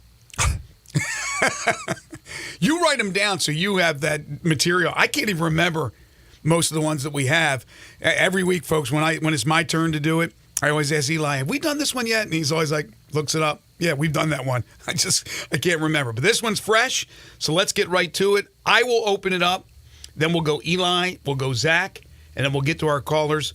This was difficult, extremely difficult. So many great movies that obviously I couldn't put on my list. I do have an honorable mention, and that is Casino. Number 5, Black Mass. Number 4, Once Upon a Time in America. Number 3, the original Godfather. Number 2, Goodfellas. Number 1, Godfather 2. That is my list. Eli. All right, so Jerry had this on a Pulp Fiction is okay? Yeah. Okay. I got to go by list 2 then. I didn't include Pulp Fiction, but if it is okay, I will. Yeah, and that's a great one I couldn't put on my list. All right. Honorable mention to Godfather. Original. Yes. Just because I feel like if I leave it off my list, people are going to yell at me. So they will. I'll put Godfather on the list. Okay. I've never seen Godfather 2, so. You've seen Godfather, though, right? I saw the first one about a year ago or 2 years. It's been a couple years now. Go see Godfather 2. I'll get around to it, just like I got around to the original. In about 30 years, I'll probably watch Godfather 2. On your deathbed. Number 5, The Departed. Number 4, Casino. Number 3, Reservoir Dogs. Oh, that's a good one. Number 2, Goodfellas. And number 1, Pulp Fiction. So we agree on Goodfellas at number 2. Reservoir Dogs is one I didn't even think about. It wouldn't have made my list, but another great, great movie. That's why it's such a tough topic. All right, Zach, young man, what do you have? Let's start with an honorable mention. We'll give that to The Godfather. Okay. Number 5, Goodfellas. Number 4, American Gangster. That's good. That's Denzel, right? Yes, Denzel. Yeah. Number 3, Scarface. Okay. Number 2, Menace to Society. Okay. And then number 1, Boys in the Hood. Boys in the Hood, number 1. By the way, Scarface, there was an original Scarface, and then there was the Al Pacino Scarface. You're going the Al Pacino Scarface, I assume, Yeah. right? Okay. Say hello to my little friend. Nice. Nice. All right, let's get to our listeners. Again, you still have time to get your lists in. Text them in at 360-8255. On Twitter, buddy John Roser, my partner on the Hustle Games, he has Donnie Brasco, Casino, A Bronx Tale, The Godfather, and Goodfellas. I hated to keep Donnie Brasco off the list, but it didn't make the cut. Will has an honorable mention for The Untouchables as Godfather 2, the original Godfather, Carlito's Way, Casino, and Goodfellas. Bill has Bonnie and Clyde, Scarface, Godfather, Goodfellas, Godfather 2. Bonnie and Clyde was good. That was a good movie. Johnny, Scarface, Carlito's Way, A Bronx Tale, The Godfather, The Untouchables. Lawrence Dockery, our soccer expert. Number 5, The Godfather Part 2. Number 4, The Untouchables. Number 3, Casino. Number 2, The Departed. And number 1, Goodfellas. Our buddy John Neal, Courage Through Cancer. Again, I don't know what order. Godfather, Godfather 2, Goodfellas, Casino, The Untouchables. Liodwin, friend of the show, Paid in Full, Casino, Goodfellas, Menace to Society, and New Jack City. That was a good movie as well, New Jack City. Carolyn has an honorable mention to the Godfather series, all of them. Number 5, Donnie Brasco. Number 4, Pulp Fiction. Number 3, The Irishman. Number 2, Boys in the Hood. Number 1, Goodfellas. John, on the Sports 56 listener line, 901-360-8255. Number 5, Donnie Brasco. Number 4, Once Upon a Time in America. Number 3, Goodfellas. Number 2, Godfather. And number 1, Scarface. Marie, number 5, A Bronx Tale. Number 4, Bonnie and Clyde. Number 3, The Good Shepherd. Number 2, Carlito's Way. And number 1, Casino. Tennessee Tom, honorable mention to American Gangster. Number 5, The Departed. Number 4, Donnie Brasco. Number 3, Casino. Number 2, The Irishman. And number 1, Goodfellas.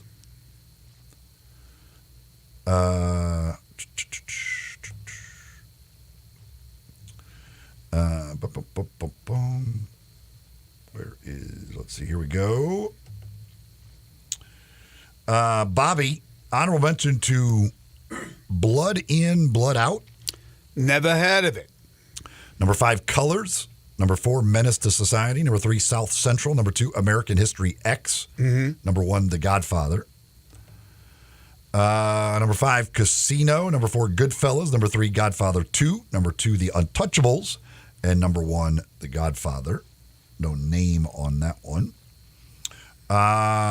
Ron has Sicario. Nope. Don't know. John Wick. John Wick. John Wick. I love the John Wick movies. Is that a mobster movie? Stretching a little bit, but okay. The Equalizer, Lawless, and The Godfather. I am not familiar with. I've not seen any of those other than The Godfather. You've not seen The Equalizer? That's Denzel. There's a few of those Equalizers. Nobody went with Copland. Thought maybe get a call from somebody with Stallone and. Somebody says, can't believe no one had Heat. Heat? That was with De Niro and Pacino, I believe. Man, that's some good movies right there. Some really, really good lists. Is that it? Kelly, number 5, Goodfellas. Number 4, Untouchables. Number 3, New Jack City. Number 2, Scarface. Number 1, Harlem Nights. Okay. I can't wait till we get the Tommy DeVito story. That will be number 1 on my list when we get the Tommy DeVito story. Well, speaking of Tommy DeVito, if this was... If we can get Tommy DeVito and Ben DiNucci in a movie together. And Jimmy Garoppolo. So here we go. But Jimmy Garoppolo does not belong in the category of these other He's guys. Italian, though. You're talking about Italian quarterbacks. He's not as Italian as these guys. He's not as Italian. You're Italian, you're Italian. The name of the movie, The Italian Spread. Just don't go with the Italian stallion. There's only one Italian stallion. All right. I know there's not odds on this. I don't believe there is odds on this where you can gamble. But if there were, how much money you could have made if you were betting on who the AFC and NFC offensive players of the week would be this past week, week 14. Your winners are Tommy DeVito and Zach Wilson. The comeback kid, Zach Wilson. I don't know how much money you would have made, but it would have been a ton. You probably could have retired. Tommy DeVito taking the world by storm, and Zach Wilson benched, back, starts, kicks tail. I would think this Aaron Rodgers coming back from an Achilles injury talk has got to be simmering down now.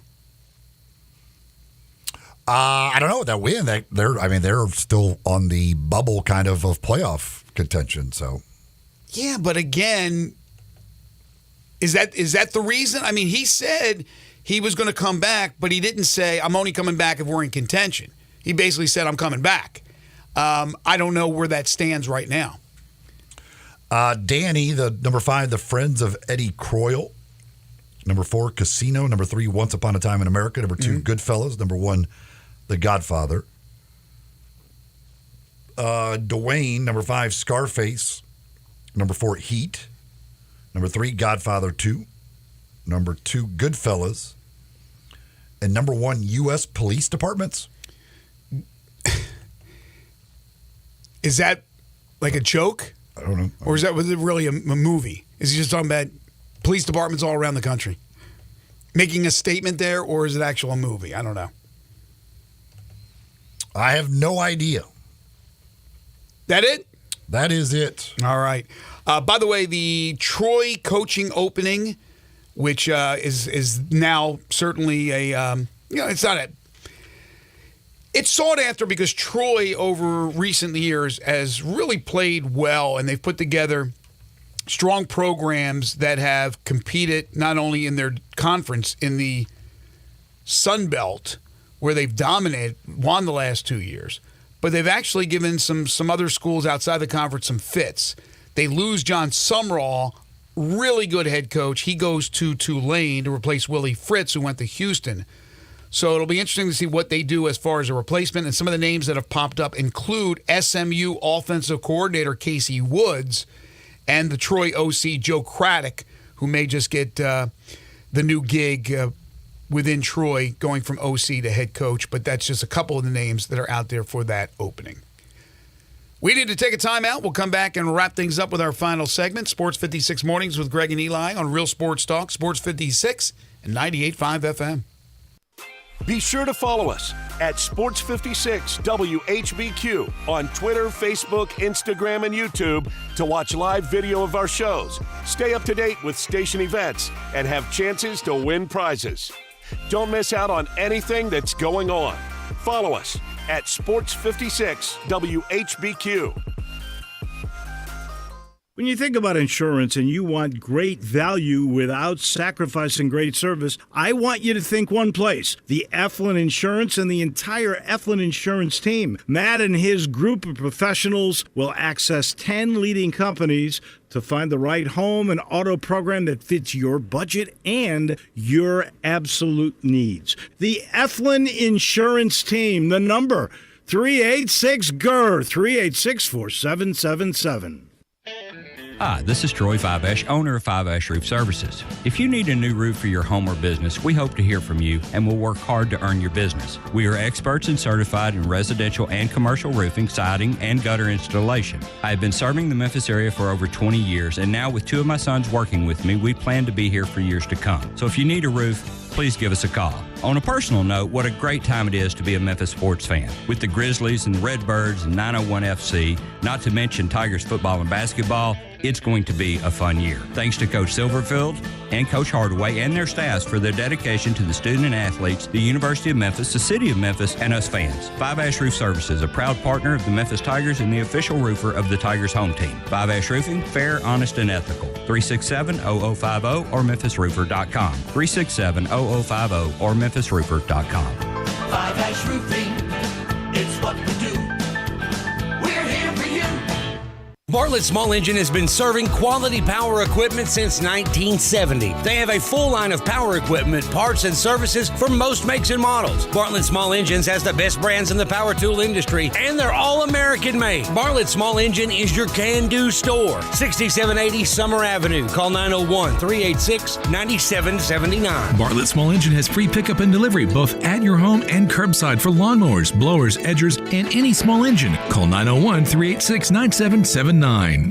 The Wrap Up the Year sales event is on at Gossett Chrysler Jeep Dodge Ram Fiat on the Pike. How about 2023 Fiat 500X, $22,990. 2023 Jeep Renegade, $24,990. 2023 Jeep Wrangler Rubicon 4XE, $499 a month. 2023 Grand Wagoneer 111 4x4, $10,000 off. And 2023 Dodge Charger SXT, $28,990. Now that's the best holiday list you'll find anywhere, and we guarantee it. So drive past the rest and come to the best at Gossett on the Pike, or shop online at GossettMotorCars.net. If you want it, we got it at Gossett Motor Cars. 2023 Fiat 500X, stock number PP 990492, MSRP 31355, Renegade PPP 75091, MSRP 30040, Wrangler MSRP 69870, Wagoneer PS 508331, MSRP 112285, Charger PH 636172, MSRP 35825, includes all rebates and incentives, PF 695, excludes tax on license. See dealer for complete details. Offer valid through 12/31/23 with approved credit. Dealer stock only.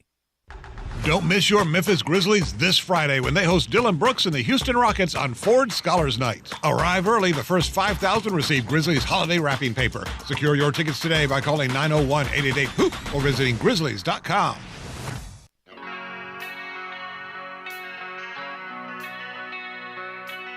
Now back to Sports 56 Mornings on Sports 56 and 98.5 FM. This hour is brought to you by Acura of Memphis. Power is everything. Here once again, Greg Gaston and Eli Savoy.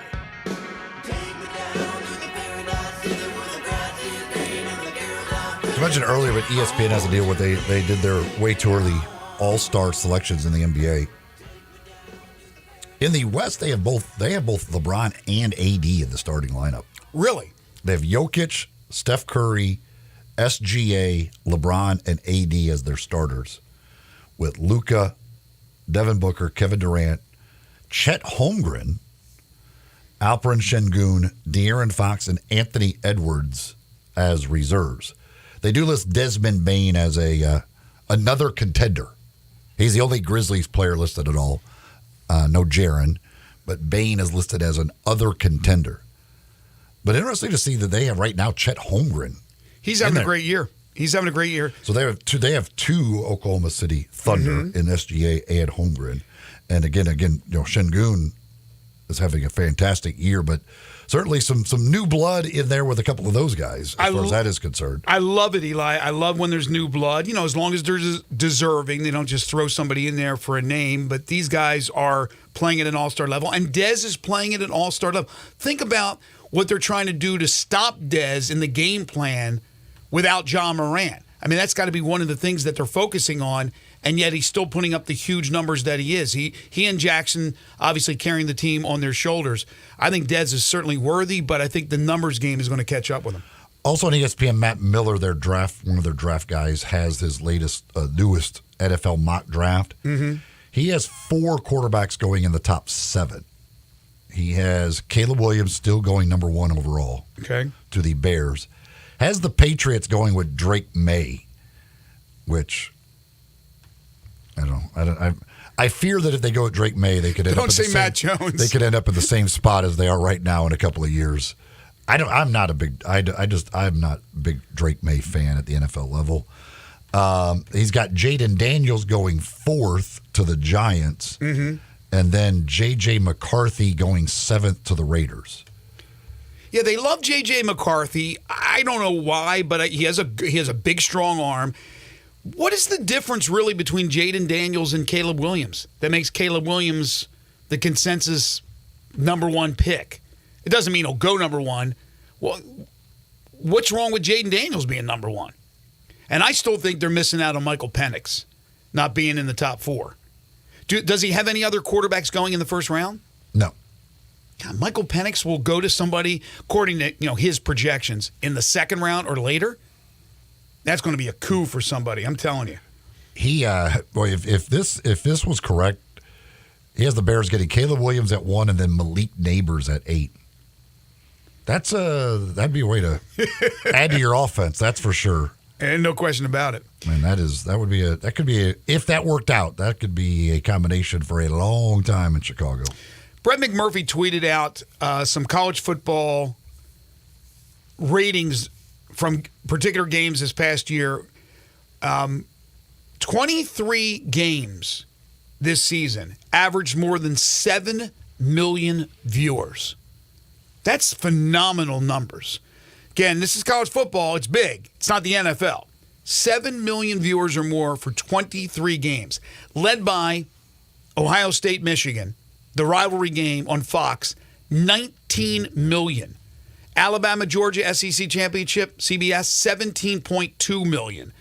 Then you go down to an ABC game between Colorado and Oregon, the whole Deion Sanders effect, 10.03 million. Michigan, Iowa, the Big Ten Championship. I'm surprised that that's number 4 at 10.02 million. You knew it wasn't going to be much of a game. But one that I thought was interesting was Army-Navy. Army-Navy is on the list towards the bottom, but 7.1 million viewers. Number 1, there's no other football except for, 1AA, Division II, Division III, whatever's going on that Saturday. But everybody wants to see it. It's the pomp and circumstance. It's Army-Navy. It's the tradition. That game went right down to the wire. They got, again, on CBS, 7.1 million. So that's pretty impressive. 23 that averaged minimum 7 million viewers per game. Folks, with this year when it comes to your holiday shopping, the folks at Genesis Diamonds have a great deal for you. You know about the amazing selection. You know about the amazing prices they have every single day. Well, for the holiday season, you can also get 5 years, 0 interest financing. That's right. It's 5 years, 0 interest financing, and everything is included in this offer.